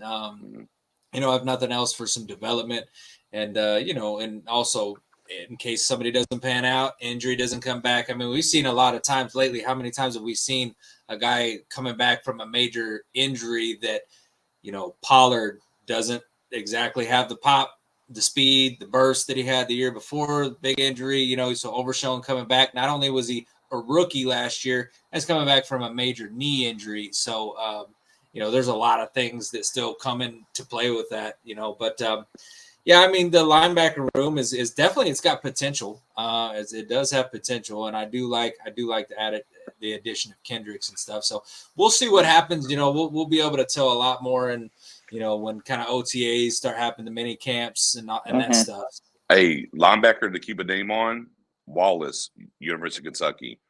Keep an eye on Wallace in the draft process for the Cowboys. Yeah, I talk about him too. We need to get Miami linebacker you back to where they. Yeah. I need the U to be the U again. Is what I. It's coming, man. Hold on. You got a quarter. Miami? You got a quarterback this year. Yeah. You definitely got a dog at quarterback. I'm excited Wait, to see what he does. wait. We have more than just a quarterback. Have you seen how deep But the you receiver gotta have room is? sir. But you No, gotta I have, know you gotta have somebody to we deliver the have ball. so That's all much I'm saying. more. I'm Cam just saying Ward's you gotta. good. I I love know Cam that. Ward. But I love Cam Ward. y'all have players. Nobody can pull the trigger. You got a But trigger puller now. Hold on. Hear me out. Oh, okay. I'm This listening. this class, this freshman class is going to be the Mhm. big reason we're in the college football playoffs this year. And he's Oh, already showing up. Hey, hold on, wait, Mikey. Mikey. I'll take a 20-wing bet right now. Patterson, Look, remember his name, I and will take a JoJo Trader. 20-wing bet. Remember right those now, names. Remember them. Okay, Mikey, I'll take a 20-wing bet. 20-wing bet that they won't be in the playoffs this year. And I'll make What sure is it's a Hold game on. that you're at, so he can either collect the bet or Hold he's on. got to pay Yeah. the bet. Because you got to remember now, this is 12 teams. This isn't no 14 playoff. And I said what I said. I know. If our schedule is I know. easy. Again, I told you. I give you a You 20-wing accept bet. it? You accept Oh, it? the hesitation. Oh my I God! accept You it. can't- I come accept it. on, Let's man. do it. Here we go. Let's do it. Stand Let's do it. Let's do conviction. it. Let's do it. No, I'm Yeah, so locked let's into go. this team. I'm so locked in. I think this is the year. I Prove would me agree wrong. with him. All right. We're going to Gainesville and we're going to light their ass up opening day. I can't wait. Let's Now get it. that all the turbines how week one goes. If he loses No, week one, I'm No, fighting there's you. no. bet's Now the the bet has The been bet's the made. bet. No, I know. I'm a man of my word. I'm a man of my word. That's what's up, man. It's gonna be a fun time, Mike. I can't wait. No, it'll be good. It'll be I good. accept And hey, that. just real quick, hey, appreciate everyone, all the people. We, all the platforms, a lot on Twitter, on Facebook, and on YouTube. Make sure you get over there and subscribe over to Go YouTube. on YouTube and subscribe to my guys. Yes, Get over and here right now. and Look, get on man, Pick Six as well. No, don't worry about Pick 6 or not. Look, jump wherever you're at. If you're not on YouTube, jump over here right now and comment. I just showed up and subbed. And Mike Tag's going to put you up in the jumbo and let y'all know, man. Get over here and sub real quick, man. Damn right. I appreciate it. And it's funny. Come I on. never thought the day that I would have former Cowboys messaging me, but we got a guest coming in. He played the Cowboys in the Tom Landry, getting into the Jimmy Johnson era, Crawford let's Kerr. go. You want to hear some great stories? He has some badass stories. He's coming in April 11th, and he just sent me a text about a Florida sports bar shuts down for rats. So he wants to talk about that. And let's be clear. There's not a single content creator outside of the cave with these guys here that gets you all right, Eddie. That doesn't get you. Nobody brings on the classics, and they never miss. Classics never miss. Music, movie, dadgummit Cowboys Nation players, they never miss. The Hitman come through. Mr. Cowboy's been in here. Man, look, if it's your first time here and y'all ain't tuning into these guys, I'm just here for a little bit of time. I always got to come and check in with my people. Bro, there's nobody else in that lane that brings in the classics, and they have great stories. They have great commentary about what's going on right now. Supremely, I always look. I don't watch a lot of shows. Let me be very clear. I don't. Me personally, I don't. I'm busy or whatever. This is really my number one show that I go back and watch. If I can't be here live, I always go back and tune in when they got these guys on. And this is the great salute words that these guys do and how they salute it. That's why anytime they want me, man, throw the bat signal, I'm pulling up. These guys are great, and they do great work, and they bring a different lane to the content that you don't get anywhere else, man. Yeah. Well, I appreciate it. It means a lot. I know it means a lot to me. I'm sure Kelly. Yeah. And the stories are great. Like I always tell people, we can't get any champions, so we're gonna bring some champions to you guys, man. We're gonna whatever it takes. So we got some good stuff coming on. But yeah, any final thoughts? I know, man, we're pushing it, and it's almost midnight. Your boys got to, it's a late night for me, but I can still hang. Really that late? You ain't that old, Tag. I got work tomorrow. At night. So what? I run a business. I'm never off work. But I did say, Mikey, don't listen to me. I'll be here for 7 hours. Don't listen to me. No. But the good thing too is, like I said, is when we get to 5,000 subscribers, we got club seats for the Cowboys, my seats that we're gonna hook you up with. So again, if the content isn't good enough, that's another reason. So we appreciate it. But definitely, Nix, man, you are one of the best. Love having you on. Thankful to call you a friend and always enjoy hanging out with you at the games. Do you think the vibe? I mean, are we going to be good, man? Can I come busting through the door, throwing some hype? I mean, are we going to be all in before opening day, or is this going to be one of those years, man? Tag, like, Cowboys Nation, can we be honest? Tag's going to be – the Learjets already gassed up, okay? The hype meters are coming no matter what. I ain't got to tell you to get hype because you stay hyped. Yes, that's coming for sure. Now, I could tell a story about the Jimmy Johnson Ring of Honor game with my guy K9 and some shots, but I'll save that for another time. But it was a fun time. And look, I tell you what, when those guys pull up, if you don't pull up, I don't know what to tell you. Like, you're missing out. I mean, again, I try to be there anyways. But man, it's a fun time. But no, come on, Tag. You tell me, there's no can you dig it, Nix? Are you really trying to tell me there's no can you dig it? Oh, yeah, man. You know, I'm gonna be all in, man. I'm all in, dude. I'm all in. I'm gonna be mad for a little while, but I'm all in when it starts. Because you know what?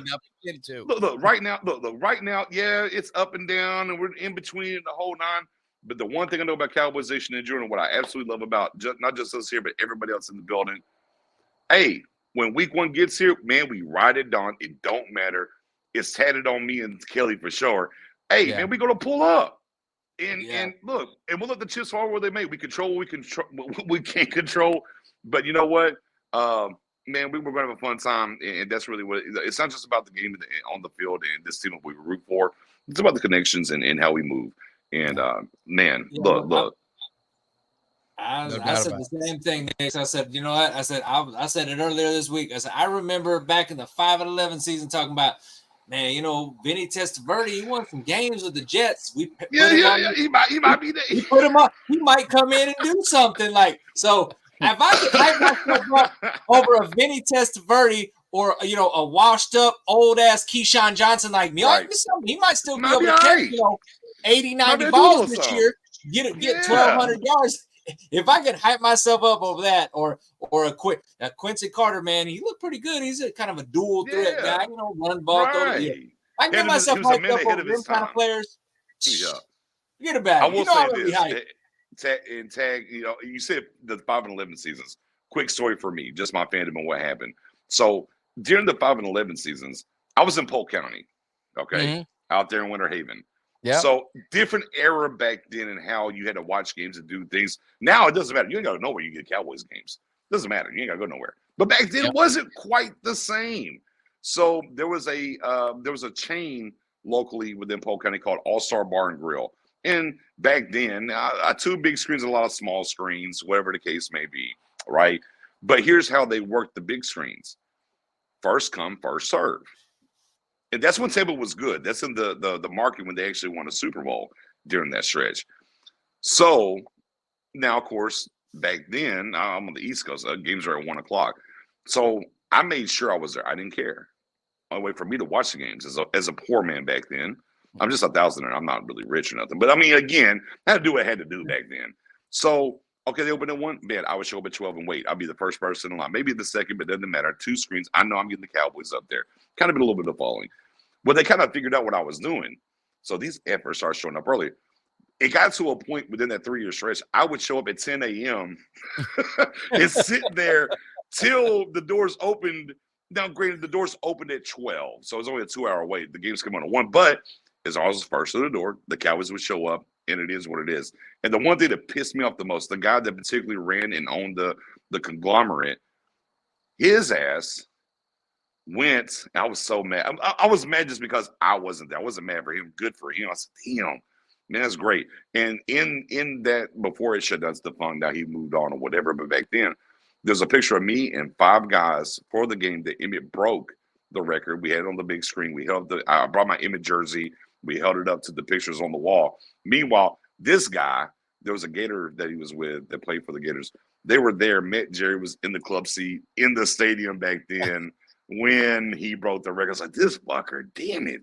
I'm giving all this money. Well, maybe not a lot of money, but I'd have like $20 to spend, for some wings and some drinks and watch the Cowboys. But it was a struggle back then, unlike now. But yeah, man, shout out to my Polk County days. It was a fun time. Still ripped out there though. No ifs or Yeah, buts, man. that area's changed a lot, man. It's growing like crazy, dude. Hey, Lakeland, man. Lakeland, one of the fastest growing cities in the country. Not even just Florida, just in the country in general. Shout out to the G League Orlando Magic out there too. Won a championship 2 years ago. Neither here nor there. Yeah, I'm a Magic fan. no, yeah. So No, good, man. Well, you Hold on, dipping, one more Miguel? thing. We're dipping. No, one more thing. Oh, I go know ahead. it's opening day, so I want to show you guys the World Series champions. Hold on. Oh, Yeah, geez. it better be The the Rangers. Miami You got the Texas Marlins. Rangers? We are winning the World Series. Even Y'all though we lost today. Y'all lost today. I know we lost today. We were It's injured. running back. Hold on. It's running back. Sir, it's officially But running back season. That team has so much heart. While we're going to the playoffs, I'll say that, but we're not winning. Rangers. Dodgers are too running good. back season. Rangers, let's go. Going back to back. Run it Yeah. back, I don't know Kelly. if We y'all running beat it the back, Dodgers, Kelly. though. Dodgers are too Yes, stacked. sir. Yes, sir. They're always stacked every year. They spend all the money No, every but year. that, They always it's different. Hey. It's different this year. It's different. They And got my gambling boy- problems right now.